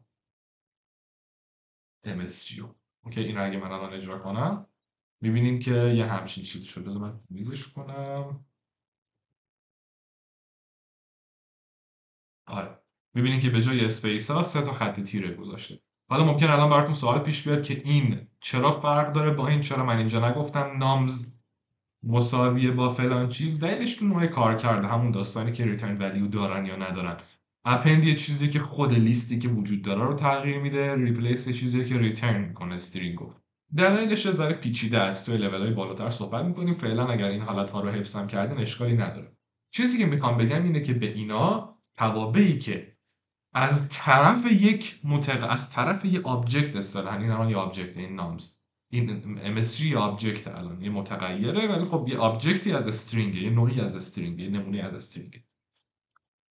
توابعی که از طرف یک آبجکت صدا زده میشن، یعنی اون آبجکت رو میزنیم دات، بعد اون تابو صدا میزنیم، مثل این و این، بهشون اصطلاحاً میگن متد. اوکی، متدهای متغیرها، متدهای کلاس های مختلف پایتون. حالا متد هم باز خیلی توش جای بحث، خیلی وقتا صحبت میشه که آقا این متد هست، متد نیست، فلان اینا. ولی متد کلمه خوبه که بخوایم در نظر بگیریم. پس اینا توابع داخلی ان، چیزی مثل پرینت، چیزی مثل فلوت، چیزی مثل نه فلوت نه، چیزی مثل پرینت، اینپوت دیگه، راوند، فرمت. اینا توابع داخلی پایتون، توابع از پیش ساخته پایتونن. اینا متدهای فلان چیزن. مثلا ریپلیس یکی از متدهای استرینگه چون فقط استرینگ این قابلیت رو داره. اپند یکی از متدهای لیسته چون فقط نمونه لیست این قابلیت رو داره که اپند اضافه کنی. اگه من یک دونه متغیر معمولی داشته باشم، بزنم یه اینتجر داشته باشم تاش بزنم اپند، هم ارور میده. ولی امتحان کنیم، مثلا فرض کن اصلا همین مسیج 10، الان اگر من اینو رانش کنم به من میگه که آقا int object has no attribute replace. میگه که int که اینه آبجکت اینت، این آبجکت هم که میگه اینجا منظورم همون آبجکتی که میگه اصلا نمیتونی ریپلیس استفاده کنی چون من ریپلیس نمیشناسم برای اینت، ولی برای استرینگ الان ببینید که من این کارو کردم دوباره ثبت شد خودش فهمید که این قابلیت وجود داره براش. اوکی، پس یک این چنین حالتی ما دیتا تایپ های مختلفی که داریم، هر کدومشون متد های مربوط به خودشونو دارن. من اینو اینطوریش کنم که داشته باشیم. خب حالا چیزی که میخوام بهتون بگم چیه؟ اینا رو بذارید کامنت کنم، اینم کامنت کنم، اینم کامنت کنم. چیزی که میخوام بگم اینه که میخوام یه مقدار در مورد لیست بیشتر تمرکز کنیم، یه ذره متداشو بیشتر بشناسیم، ساختاراشو بیشتر بدونیم چیان و شروع کنیم به کار کردن. خب یه بار دیگه من یک لیست درست میکنم، نامز برابر با 1 و کم عدداشو عجیب غریب بگیم، مثلا 129 450 فلان، 43 2 بعد مثلا 7 9 بعد مثلا 10. اوکی، ما توی پایتون و توی همه زبان‌های برنامه‌نویسی که ساختار مشابه دارن این قابلیت رو داریم که بیایم دقیقاً همون چیزی که می‌خوایم از لیست برداریم. مثلا من میتونم بگم آقا پرینت کن از نامز دومین آیتمش رو. از نامز دومین آیتمش رو برای من پرینت کن. خب دومیش میشه چی؟ میشه این یا این یا این. چی میشه دومین آیتم لیست؟ دومین آیتم لیست رو فقط میشه این یکی، چون شمارش توی لیست از 0 شروع میشه. حالا بهتون میگم این اگه من اجرا کنم ببین چی میگه. میگه 432 اینو به من میگه. اگه من میگفتم نام 0 رو پرینت کن، به من این 129 اولی رو میگفت. معمولا توی شمارش اینو بهش اصطلاحاً میگن ایندکس. ایندکس همه آیتم هایی که توی لیست قرار دارن ایندکس مشخصی دارن. مثلا 129 ایندکسش 1، 445 56 ایندکسش ببخشید 129 صفر، این یکی 1، این 2، این 3، اینم 4. اوکی، این آپشن ها رو ما داریم. مثلا اگه من الان اینجا بگم 4 رو برای من پرینت کن، میگه 10. به نظرتون اگر بگم 5 رو پرینت کن چی میگه؟ ما اصلا 5 نداریم اینجا. 5 ایندکس 5 اصلا ما نداریم تو این لیست. اگه بگم 5 رو پرینت کن ارور میده، میگه که لیست ایندکس out of range. میگه ایندکسی که شما به من دادی از رنج قابل قبول من خارجه. نمیفهمم منظورت چیه. به نظرتون کمترین ایندکسی که داشت 0 بود دیگه، درسته؟ اوکی، خب اگه من منهای 1 بدم اشکالی داره؟ منهای 1 هم خارج رنج به نظر میاد باشه. ولی پایتون لعنتی یه قابلیت باحالی که داره که خیلی به دردتون خواهد خورد این قابلیت، اینه که منهای 1 رو میفهمه چی. ببینید چیه منهای 1. منهای 1 رو که من میگم میگه 10 این پایین دیده میشه. آره دیده میشه. میگه 10 یعنی آخرین آیتم رو میگه. ببین ایده اینه که اگر این 1 این 0 منهای 1 میشه ته لیست، از این ور میاد میره ته لیست انگار. دوباره الان باز من بگم منهای 2 میشه دومین آیتم از آخر لیست، میشه 789. اوکی، این هم قابلیت جالبیه توی پایتون که همینجوری میتونیم بیایم رقم. مثل اون مار بازی بودش تو گوشه این نوکیا، از این ور میرفت از اون ور در میومد، همچین حالتی داشتن. و آره، پس این قابلیت جالبی توی لیستامون هستش که میتونیم در نظرشون در واقع داشته باشیم. ایندکس های مختلفی که میتونیم استفاده کنیم برای صدا زدن، برای نه صدا زدن کلمه درست نیست، برای دریافت مقدارهای مورد نظرمون از اونجا. یه چیز جالب بگم، این داستان ایندکس توی رشته هم وجود داره. ما مثلا اگر داشته باشیم MSG برابر با Hello World، ایده اینه که من میتونم بگم پرینت کن از MSG کاراکتر شماره 3 رو. کاراکتر شماره 3 رو، یعنی این ایندکس شدن برای تمام حروفی که توی این وجود داره برقراره. یه چیز جالبی که میخوام بهتون بگم اینه که خود استرینگی که ما میدونیم هم در واقع دنباله ای از اطلاعات کاراکتر. هر کاراکتر میشه یکی از اعضای این ایتربل بزرگ. الان لیست یک نوع ایتربله چون پیمایش قابل پیمایشه. حالا میگیم که الان پیمایش یعنی چی، ولی ایده اینه که استرینگ هم دقیقاً شبیه همینه. انگار چند تا از اینا رو گذاشتیم کنار هم. اتفاقا جالبه بهتون بگم که تو زبونهای سطح پایین ما یه دیتا تایپی داریم به اسم کاراکتر که توش یک دونه کاراکتر میتونی ذخیره کنی و چیزی به اسم استرینگ نداریم. تو زبونهای سطح پایین مثل C کاری که میکنن اینه که میان یک لیست از کاراکترها درست میکنن. میگن آقا این یه لیسته که توش فقط کاراکتره، بعد اون دیگه در قالب استرینگ تعبیه میشه که وجود داره. این اصلا استرینگ وجود نداره تو اونا. البته لیست هم نمیگن بهش، میگن آرایه و لیست فرقای خیلی اساسی دارن با هم. خب این از این. پس این قابلیت وجود داره. اگه من اینو ران کنم ببین چی میگه بهم. میگه ال، این یک نیست، این ال. هلو، این ال اینجا رو داره، ال دومی رو میگه. احتمالاً اگه من بگم 0 رو میره برای من بگو و اینو رانش کنم به من میگه اچ، چون کاراکتر اچ صفرمین کاراکتریه که اینجا وجود داره. من به عنوان تکلیف دوست دارم بهتون میگم که در مورد لیست اسلایسینگ هم برید سرچ کنین، چیز باحالیه. ولی اگر سرچ نکردین تو جلسه های بعدی ما بیشتر میگیم. قابلیت هایی داره لیست که بگیم آقا از اینجا تا اینجای لیست رو برای من بگو، یا همچنین در استرینگ مثلا من میتونم بهش بگم آقا از کاراکتر دوم تا هفتم این رو به من بگو. 2.7 یعنی از کاراکتر 2 تا کاراکتر 7 رو به من بگو. دلیلی که من اینا نکنم، میگه این تیکر رو انگار شما فقط جدا کردید. دلیلی که من اینا رو نمیگم رفقا اینه که اینا قابلیت‌های خفن پایتونه، میره به سمت حفظی شدن. در آغاز هیچ دلیل نداره که شما یه همچین قابلیتی از پایتون رو بدونید. میخوای بگم چرا؟ الان میگم چرا. اگر خواستی همچین کاری بکنی، راههای دیفالت و راههای استاندارد براش وجود داره. این یه شورتکات برای انجام این کار. حالا راه دیفالت و استاندارد چیه؟ ما داریم از اول میگیم که آقا لیست ایتربله، استرینگ ایتربله، یعنی قابل پیمایشه. حالا پیمایش یعنی چی؟ پیمایش رفقا یعنی اینکه با استفاده از حلقه روی آیتم های مختلف ایتربل یکی یکی حرکت کنیم و یک کاری باهاشون انجام بدیم، یا چکشون کنیم یا پرینتشون کنیم یا تغییرشون بدیم یا چیزای این مدلی. مثلا من میتونم اگر بخوام یکی یکی کاراکترهای این رو از هم جدا کنم چیکار کنم؟ میتونم بگم آقا آی برابر با صفر while آی کمتر از لن MSG. تبریک میگم، یک دونه تابع جدید یاد گرفتیم، لن MSG یعنی تعداد کاراکترهای این. بذار اینا رو من کامنت کنم یه لحظه، اینم خوب بود که اول بگیم.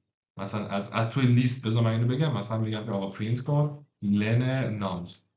اگه اینو من الان اجراش کنم میگه 5، میگه شما 5 تا عدد اینجا داری. اوکی.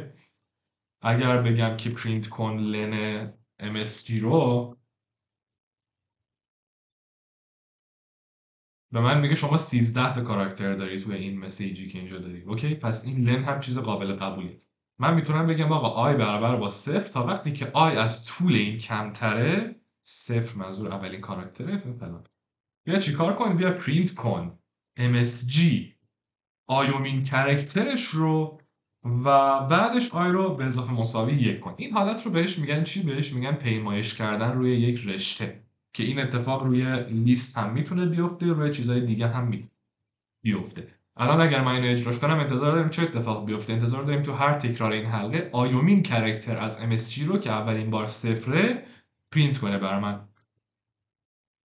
ببینیم اینجا تو هر خط یکی از کاراکترهای هلو ورلد رو برای من پرینت کرده.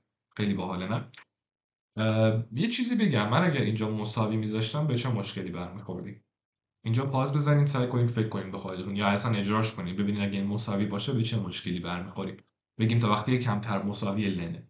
ببین لن تعداد آیتم های کار با ایندکس نداره، تعداد آیتم های داخل یک رشته، یک لیست یا هر ایتربل رو بهمون میگه. و ایده اصلیش در واقع چیه؟ ایده اصلیش اینه که برای یک استرینگی که تعداد کاراکتراش مثلا 13 تاست، ما هیچ ایندکسی 10⁻13 نداریم، بزرگترین ایندکس 12 چون از صفر شروع میکنه ایندکس گذاری کردن. پس وقتی میگیم مساوی یعنی تو آخرین تکرار حلقه این آی توی این رنج نخواهد بود. بیا ببینیم با هم دیگه. دقیقاً ببین چه اتفاق افتاد، همه کاراکترها رو پرینت کرد، به آخری که رسید گفتش آقا این فلان استرینگ ایندکست out of range، یعنی من نمیتونم بفهمم این آیی که شما میگی کدومه چون من آی 13 ندارم. پس اینو در نظر داشته باشین. دلیلی که گفتیم ما از صفر شروع میکنیم و اینجا هم مساوی نمیذاریم دقیقاً یه چیزایی توی همین مایه ها بود که این داستان رو ما داشتیم. و آره حالا این رو ممکنه تو ذهنتون بوده باشه که اینو که من گفتم لازم نیست بدونین استرینگ اسلایسینگ یا لیست اسلایسینگ چجوریه داستانش، ما اینجا چجوری میتونیم اون رو خودمون داشته باشیم. این هم یه ذره بهش فکر کنین که ما چجوری میتونیم یه استرینگی داشته باشیم که فقط از کاراکتر دوم تا هفتم اینه و این مدلی این کار رو انجام بده. بیاید با هم دیگه سعی کنیم این کار رو انجام بدیم. اینم من کامنتش کنم. من میگم آقا شما فرض کن که MSG رو دوباره داری. MSG رو بذار این پایین کپی کنم که داشته باشیمش. و میخوای چیکار کنی؟ میخوای یه اسلایس از این داشته باشی که اسلایس سلایسد MSG داشته باشی که در واقع از کاراکتر دوم تا هفتم این بنده خداست. اوکی؟ الان فعلا استرینگ خالیه. ایده ای که الان من تو ذهنمه اینه که ما شروع کنیم به پیمایش کردن روی این، از کاراکتر 2 تا 7 رو اضافه کنیم به این.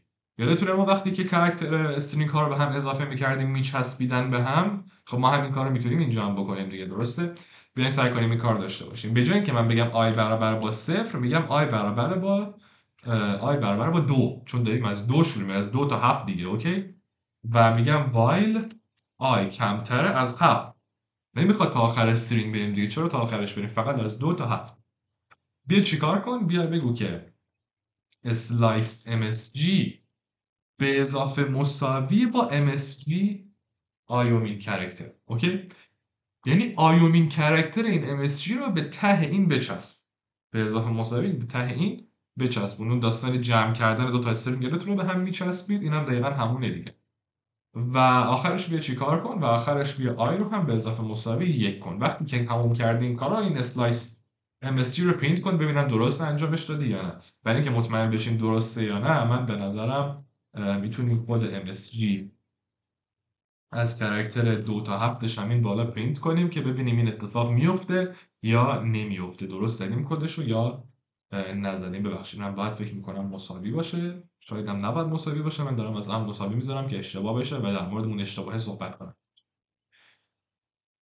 اشتباه شد و میخوایم در مورد اشتباه صحبت کنیم با هم دیگه. ببینید رفقا این دل کجا رو پرینت میکنه؟ از 2 تا 7، یعنی در واقع از 2 تا 6. از 2 شروع میکنه ولی قبل از اینکه به 7 برسه تموم میکنه. خود 7 رو پرینت نمیکنه، خود ایندکس 7 رو پرینت نمیکنه.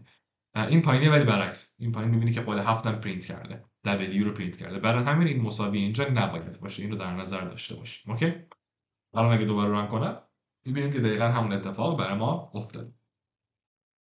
خب پس پیمایش کردن روی رشته رو هم دیدیم و انواع کارهای مختلف ما میتونیم با این داستان انجام بدیم. مثلا شما فرض کنید میخوایم تمام کاراکترهای اینو تبدیل کنیم به کاراکترهای آپرکیس.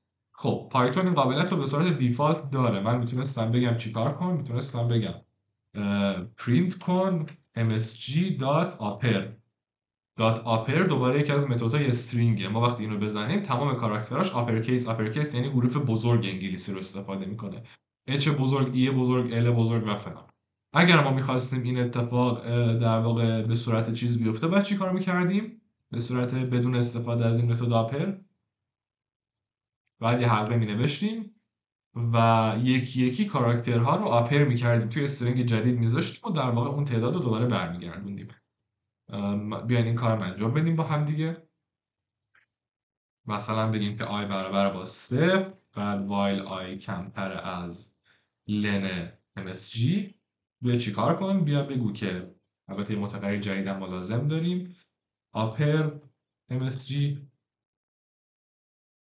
برابر با یه استرینگ خالی فعلا و بیا چیکار کن؟ بیا بگو که upper msg رو به اضافه مساوی کن با msg آیومین کرکتر دات upper.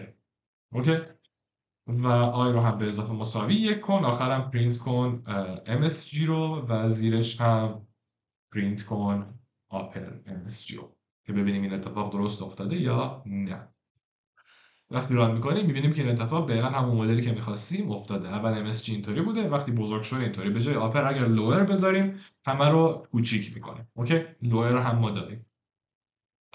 این البته یه چیزی بهتون بگم رفقا، اگه یادتون باشه تو جلسه اول من در مورد اسکی صحبت کردم. جدول اسکی، کاراکترهایی که هر کدومشون یه کد باینری مشخصی دارن، هر کدوم از کاراکترهایی که روی کیبورد قابل تایپن یک عددی هم در اینتجرهای بین 0 تا 127 بهشون اختصاص داده شده که اون عدده در واقع نمایانگر چیست؟ در واقع نمایانگر شماره اون توی جدول اسکیه. توی زبان سی و سی پلاس پلاس که ما چیزی مثل لوئر نداریم، کاری که میکنن اینه که اون کرکتر رو تبدیل به اینتجر میکنن که عدد اسکیش مشخص بشه، بعد تو جدول اسکی جلو عقبش میکنن. میگن آقا اگر 32 تا مثلا بهش اضافه کنی کرکتر بزرگ میشه کرکتر کوچیک، آپرکیس میشه لوئر. اگه 32 تا کم کنی کرکتر آپرکیس میشه لوئرکیس. دیگه بعد چک کنن که از اول خودش آپرکیس نباشه و داستانه اینجوری. خیلی چالشه. برای همین چیزاست که من میگم توی سی و سی پلاس پلاس خیلی پایه‌ای یاد میگیرن برنامه نویسی رو، وگرنه این کارا توی پایتون همه گلابی انجام میده. خب دیگه ما چه کاری میتونیم بکنیم؟ مثلا بیاین فرض کنیم یه کدی بنویسیم که یک دونه لیست رو ما داریم و کاری که میخوایم بکنیم اینه که میخوایم این لیست رو، دو تا لیست داریم، میخوایم آیتمای لیست دوم رو به لیست اول اضافه کنیم. مثلا میتونیم بگیم نامز 1 برابر با 1 و 2 1 و 2 1 و 3 و مثلا 5 و 7. اوکی، و نامز 2 برابر با مثلا 7 و 8 و 9 و 10. اوکی، ما میخوایم تمام عددهایی که توی نامز 2 هست رو به این اولی اپند کنیم یکی به یکی. بیایم ببینیم که چجوری باید این کار انجام بدیم. میگیم که i برابر با 0 while i کمتر از لن چی؟ لن نامز 1 یا نامز 2؟ این رو فکر کنیم من لن چی باید بذارم اینجا. من میخوام بیام رو کرکترهای این پیمایش کنم و یکی یکی کرکتراشو به قبلی از حالا الان که با هم برابره اصلا کاری نداریم، ولی اگه برابر نبود مهم بود که کدومو داریم میذاریم، یه نامز 1 یا نامز 2. ایده اینه که نامز در واقع 2 نامز دو بابا ایده منطقی تری مسلما، چون که ما داریم رو این یکی پیمایش میکنیم، ما اولی فقط میخوایم اضافه کنیم. میگیم بیا چیکار کن، بیا بگو نامز یک دات اپند نامز دو آیومین کرکترش و آی رو هم به اضافه مساوی یک، آخرش هم پرینت کن نامز یک رو. اوکی، ببینیم که این اتفاق میفته یا نمیفته. تبریک میگم، این اتفاق افتاد، ما همین عددا رو به نامز یک اضافه کرد. یه چیز جالب بهتون بگم، پایتون این قابلیت رو هم به صورت دیفالت داره. من نامز یک و دو رو دقیقاً مثل استرینگ که با هم جمع میکنیم میتونستم این کار رو انجام بدم. میتونستم بگم نامز یک به اضافه مساوی با نامز دو. اوکی، یعنی اینو به تهش اضافه کن. دقیقاً همین اتفاق میفته. اینو باید پرینتش کنیم.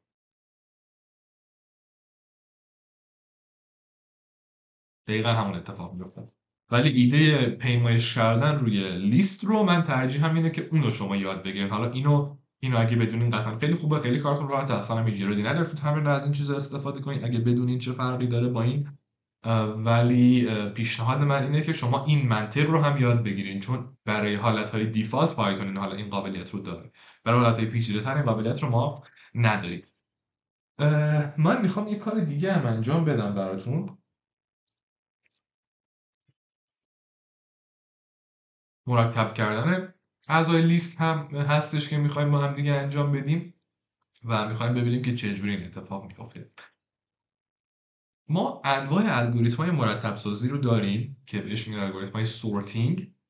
توی درس طراحی الگوریتم ان شاءالله خیلی کامل تر میخونیم اونها رو، ولی داستان الگوریتم های سورتینگ اینه که یک لیست یا یک آرایه وقتی بهش میدین چجوری جابجا کنه اعضاش رو که بعد از این تکرارهای متوالی حلقه ها اون لیست یا اون آرایه یا هر چیزی که هست کاملا مرتب بشه. خب میخوایم ببینیم تو پایتون چجوری این اتفاق میفته. میگیم نامز برابر با 1 6 چرا دارم نقطه میذارم 1 6 3 2 8 3 0 2 3 5 6 4 10. اوکی، به ترتیب نیست قطعا. تو فکر می‌کنی تو پایتون چجوری باید از چه الگوریتمی باید استفاده کنیم؟ باید بگیم پرینت کن sorted نامز رو. تمام شده رفت، مرتب شد. اوکی، ولی بهش فکر کنیم که آقا ما اگر قرار بود از این سورتد استفاده نکنیم یا اگر آخرش قرار بود دات سورت نزنیم، جفتش قابل انجامه. اوکی، الان فرقش هم میدونید دیگه. دات سورت یه چیزی که فقط مخصوص لیست، سورتد تابع داخلی پایتونه که روی لیست قابل استفاده است، روی استرینگ قابل استفاده است، روی بقیه ایتربل هایی که در آینده میگیم هم قابل استفاده است.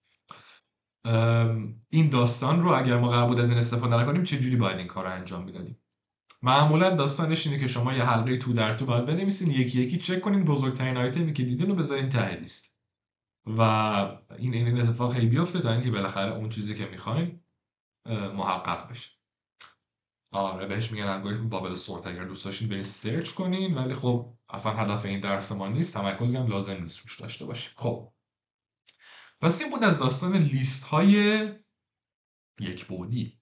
بله درست شنیدید، ما لیست هامون میتونن بیشتر از یک بعد داشته باشن. بدونید چه جوری؟ ما اگر توی لیستمون به جای یک دونه آیتم های داخل لیستمون میتونن استرینگ باشن، فلوت باشن، بولیان باشن یا اینتجر باشن. خب آیتم های داخل لیست میتونن لیست هم باشن، اشکالی داره؟ میگیم میتریکس یا ماتریکس برابر با یه لیستی که آیتم های داخلش همه لیستن. مثلا 1 2 3 این یکی رو مثلا بکنیمش 4 و 5 و 6، این یکی رو هم بکنیم 7 و 8 و 9. این الان رفقا یه لیست تو در تو اصطلاحاً نستد لیست بهش میگن، ولی چون که ابعادش دقیقاً مستطیلیه، نه که طول ارزش با هم برابره. منظورم اینه که اینطوری نیستش که این وسط یهو 4 تا باشه. اوکی، یعنی مستطیلیه، منظورم کج و کله نیست. میتونیم بهش ماتریس هم بگیم. ماتریس دقیقاً همون چیزی که تو ریاضی دبیرستان خوندیم تو پایتون وجود داره و تا دلتون بخواد توی دانشگاه قراره که کدهای مختلفی بنویسین که با ماتریس ها سر و کار دارن. یکی از ساده ترینش چیه؟ اینه که این ماتریس رو بگیم پرینت کنه برامون. خب من اشکالی داره اگر بگم پرینت کن میتریکس رو؟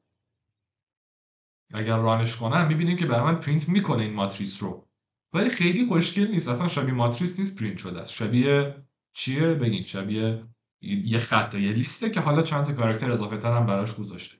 یه کار باحال اینه که ما بیایم یه کاری انجام بدیم که این ماتریس مرتب پرینت بشه. میتونیم بگیم که آی برابر با صفر، بعد بگیم وایل آی کمتر بود از لن میتریکس، بیا چیکار کن، بیا پرینت کن میتریکس آیومین کرکترش، یکمین آیومین کرکترش.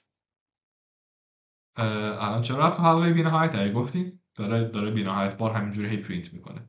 دلیلش اینه که من هیچ وقت آیو یکی یکی اضافهش نگم. کنترل سی باید بزنیم که خارج شه از حلقه. بعد این پایین بگیم که آی برابر با آی به اضافه مساویه با یک، و می‌بینیم که اینجا یه ذره مرتب‌تر پرینت شد. اون داستان پرینت کردن هشتگ ها و ستاره های متوالی هم که با حلقه تو در تو اتفاق میافتاد بهش فکر کنید. اگر بخواید این کرکترهای خود لیست پرینت نشه، انتظار میره که اینا یه حلقه تو در تو اینجا بنویسین و اونا رو یه جوری بنویسین که اینجا اسپیس داشته باشه، بعد بره خط بعد چیزای مدل دقیقاً مثل همون چیزی که اون بالاتر پرینت کردیم با حلقه تو در تو. پس داستان لیست و لیست تو در تو و پیمایش روی لیست و چیزای مدلی رو ما دیدیم. من میخوام بهتون یک نوع جدیدی از حلقه رو معرفی بکنم به اسم حلقه فور، که این ساختار دیفالت حلقه واید رو برای شما ایجاد میکنه. حلقه واید خیلی حلقه پایه‌ایه و همونطور که دیدین ما تو انواع چیزا میتونیم ازش استفاده کنیم. مثلا میتونیم بگیم تا وقتی که ورودی کاربر درست نیست ازش هی ورودی بخوام. اینجا داستانمون چیه؟ اینجا داستانمون اینه که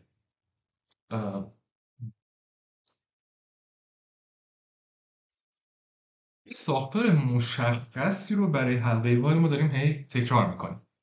چه ساختاری؟ ساختاری که یک متغیر تعریف کنیم و اون متغیر رو یکی یکی زیادش کنیم تا بریم جلو. و حالا این اگر تو در تو باشم دقیقا همین داستان رو داشتش دیگه، این بالا توی لوپ. درسته؟ نه این نه، اینجا حلقه تو در تو. اوکی.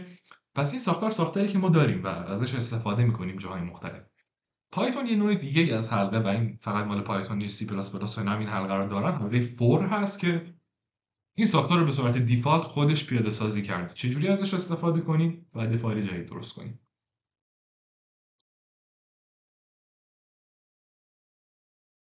داستان از این قراره که شما توی حلقه فور میایین چیکار میکنین؟ میایین میگین فور آی این صفر و یک و دو و سه. اوکی؟ پرینت کن مثلا آی رو یا هر کد دیگه ای که خواستین بزنین. حلقه این مدلی کلیت کار کردش این همچین چیزه که این آی دقیقا همون چیزی که گفتیم و میاد آی رو روی این لیستی که اینجا گذاشتیم ایتریت میکنه خودش. یعنی دقیقا در اولین تکرار آی برابر با صفر، بعد آی برابر با یک، بعد برابر با دو، بعد برابر با سه، و این اتفاق اینجا میفته. اگه من اینو ران کنم اون لیست رو یکی یکی ازاشو برای من پرینت میکنه. اوکی. ممکنه پس شما بخواید بگین که مثلا چیکار کن، مثلا بگم که برای من یک نامز داریم که نامز من برابر با اعداد زوج، برابر با 0 و 2 4 و 6 و 8 و غیره. دقیقا اون داستانی بودش که توی حلقه والی دو تا اضافهش میکردیم. این داستان اینجا هم هست. میتونیم بگیم for i in nums print کن i. این اتفاق برای من میفته. شما حتی میتونید اینجا استرینگ بذارید. مثلا من میتونم بگم name برابر با عرفان یا نه چنل 1337. اوکی. و میگم for C in names. دقت کنید که این آی هم لزومی نداره حتما آی باشه. اتفاقا ما معمولا وقتی آی میذاریم فقط که اینجا تارگتمون عدد باشه. وقتی که مثلا اینجا تارگتمون کرکتره بهتره که این متغیر معناداری باشه، سی باشه. بعضی وقتا که شما مثلا یه لیستی داری از تعداد دانش آموزا داری روش حلقه فور میزنی، اینجا به جای سی مینویسی استیو، یعنی استودنت. اوکی. مهمه که اینجا چی بذاریم. تو پایتون تو زبان‌های دیگه همیشه آی میذارن اکثر مواقع، ولی زبان‌های دیگه هم نه. تو زبان‌هایی که حلقه فور خالی فور خام دارن این کار نداره. اوکی. بیم چیکار میکنه؟ این میاد کرکترهای اون چنل 1337 که اونجا بود رو یکی یکی برای من اینجا پرینت میکنه. دقیقا همه مثال‌هایی که اون بالاتر دیدی. این داستان یک مقداری الان ممکنه به نظر شما عجیب بیاد که اگر من بخوام مثلا یه حلقه داشته باشم که از 1 تا 100 رو برای من بشماره، یعنی باید یه لیست درست کنم از 1 تا 100. نه. اینجا یک ماجرایی هست به اسم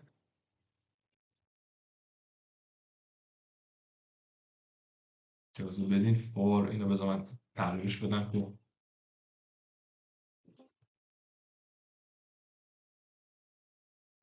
فور آی این نامز، اینو من کامنتش بکنم که داشته باشید شما. من این کار کردم که اینو کامنتش کنید داشته باشید. یک کلاسی در پایتون وجود داره به اسم رنج. اوکی، رنج و تابع نیست کلاس، هرچند که قیافش خیلی شبیه تابعه، ولی این رنج بیشتر شبیه اینت و فلوت و ایناها وقتی ازشون استفاده میکردیم برای تایپ کستینگ اگه یادتون باشه. و ایدهش اینه که دقیقاً میاد برای ما توالی های اعدادی که بخوایم رو تولید میکنه. جنراتور یه تعداد عدد مشخصه.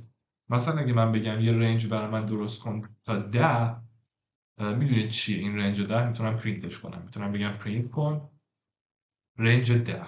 ببینیم چی کار میکنه برای من.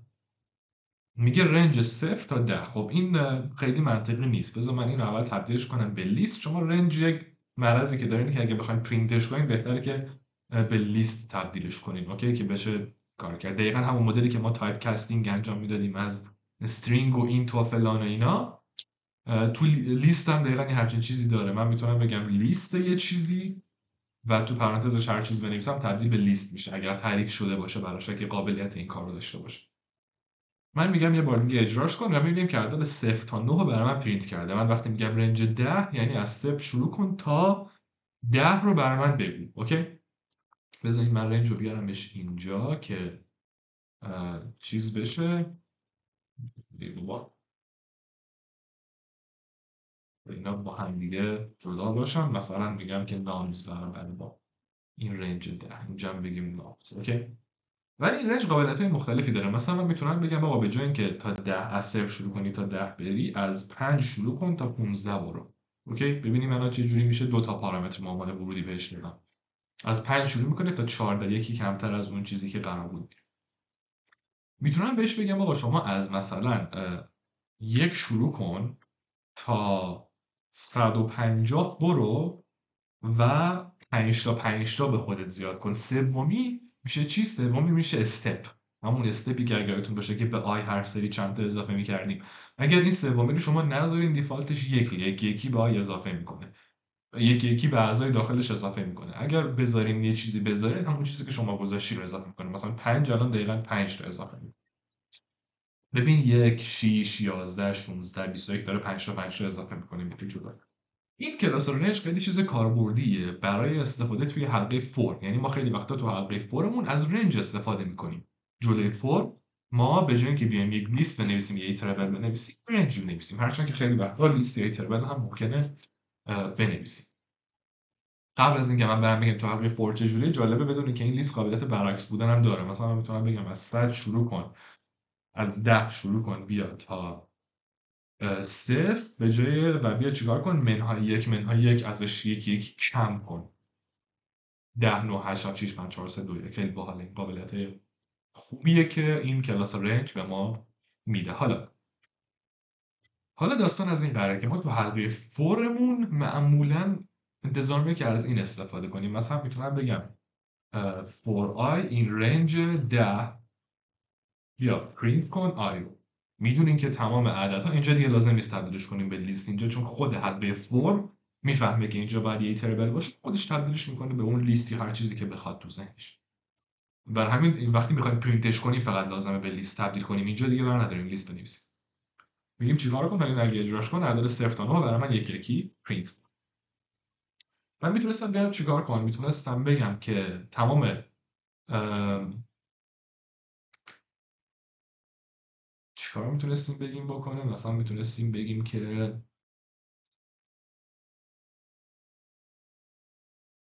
میدونم مثلا خیلی وقتا یه ساختاری که خیلی وجود داره اینه که به جای این 10 لن یه چیزی رو میذارن. مثلا اگه من داشته باشم نامز برابر با 1 و 2 و 3 و 4 و 5 و 6، اینجا میتونستم بگم for i رنج لن نامز، مثل دقیقا حلقه وایل که میگفتیم لن نامز مثلا توش میذاشتیم. اینم داستانش همونه، پرینت کن نامز آی رو. اوکی، این دقیقا باعث میشد که این اتفاق بیفته. یعنی لن نامز این حالت رو در نظر میداشت که این نامز همون نامزی بودش که ما میخواستیم.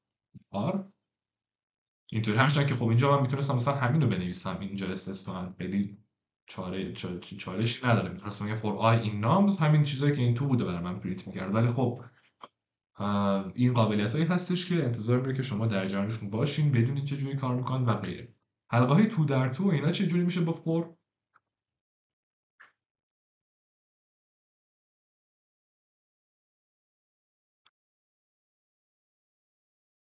رو برگردونمش اینجا.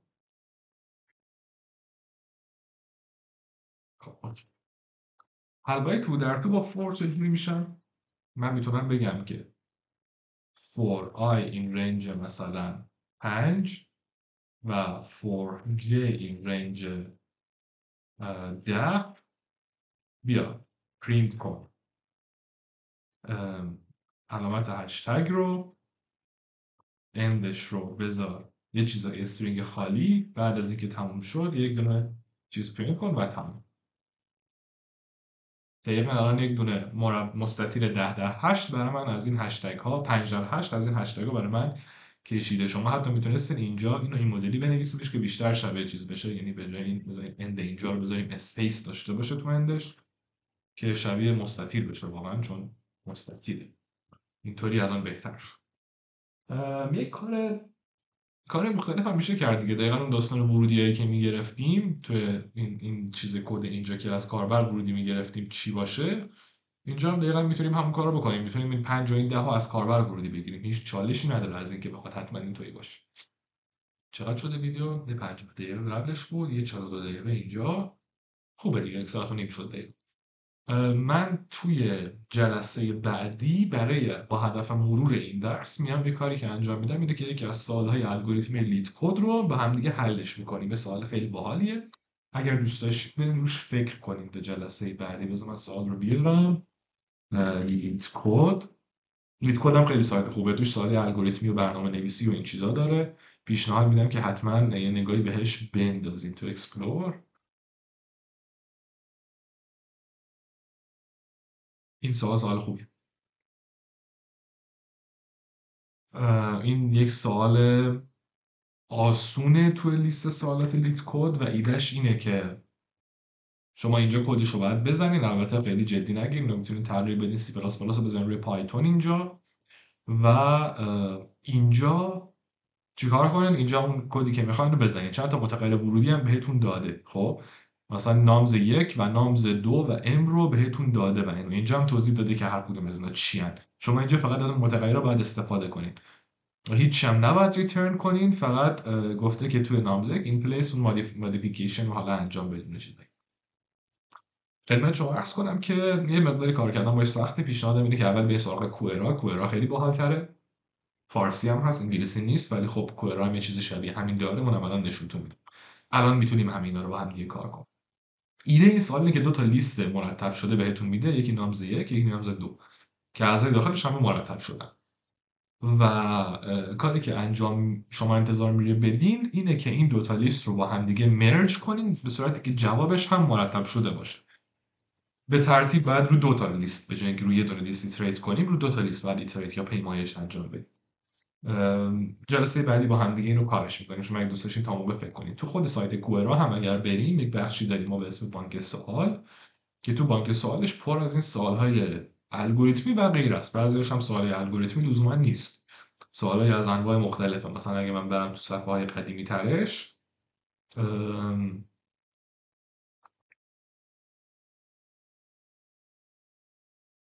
بگردیم اینا رو پیدا کنیم. بعضی از این سوالا لولش هم نوشته دیگه، سخت و متوسط و آسون. این بعضیش هم من حل کردم قبلا. باید بگردیم پیدا کنیم کدوماشو من حل کردم. اینا مثلا این دوتا من حل کردم. فاکتوریل، ماکسیموم، اینها رو خیلی من وقت نذاشتم روی این سوالا. مثلا این ماکسیمومه به نظر چیز جالبیه. ایدهش چیه؟ ایدهش اینه که میگه شما نمونه ورودی و نمونه خروجی رو براتون میذاره اینجا. ترمینایی که براتون در آینده هم بذاریم همینطوری هن. و اتفاقی که میفته چیه؟ اینه که شما باید اینها رو بزرگترین عددی که تو اون لیست هست رو بگیرید. اولیش اینه که چند تا عدد میخواد ازتون بگیره. دومیش لیست اون عددها و بزرگترین عدد رو باید بهش میگه. مثلا تو اینا بزرگترین عدد 6. اوکی، تو اینا بزرگترین عدد 30. که تو پایتون این داستان با یه خط میتونه اتفاق بیفته کل این فرآیند. ولی تو زبان دیگه یه ذره چالشی تره، ولی خب حالا در نظر داشته باشه این رو. خدمت شما عرض کنم که اصلا شاید بعضی از اینا رو ما بتونیم جلسه بعدی با سی پلاس پلاس حل کنیم. به نظرم اینم ضرری نداره که سی پلاس پلاس هم ببینیم که خیلی خیلی شبیه پایتون، حداقل تو این لولی که ما داریم کار میکنیم. خیلی چالش از این جهت نداره. اگه دوست داشتین برین دنبالش و این کارها رو انجام بدین. معمولا اتفاقی که میفته اینه که تو مصاحبه های دنیای مصاحبه های برنامه نویسی و اینا، این سوالا خیلی وقت زیاد پیش میاد که پرسیده بشه. مثلا میبینی خودش یه پلیلیست داره به اسم تاپ اینترویو کوئسشن. همین بود، 150 تا سوال اینترویوه که اینا که تیک خوردن رو من انجام دادم قبلا، بازم خیلی وقت نذاشتم روش، بعد بیشتر وقت بذارم. شما معمولا انتظار میره که این سوالا رو بتونین همش رو خوب حل کنین در لولی که درس طراحی الگوریتم پاس کرده باشین. بعد همه این سوالا رو روش مسلط باشین که اینا رو بتونین حل کنین. و میبینی که سوال مصاحبه‌ای هم هست. مصاحبه هم که میگیم برای شرکت‌های خیلی بزرگ که تو ابعاد گوگل و مایکروسافت و اپل و فلان و اینا، و یک این چنین حالتی که این پلیلیستاشو میتونین بگردین و پیدا کنین و حل کنین و مهارت خودتون رو زیاد کنین. اوکی، این بود از جلسه‌ای که در مورد حل ها خواستیم صحبت کنیم. امیدوارم که براتون مفید بوده باشه. دیگه لایک و سابسکرایب و شیر و فلان و اینا هم فراموش نشه. با آرزوی موفقیت و خدا نگهدار.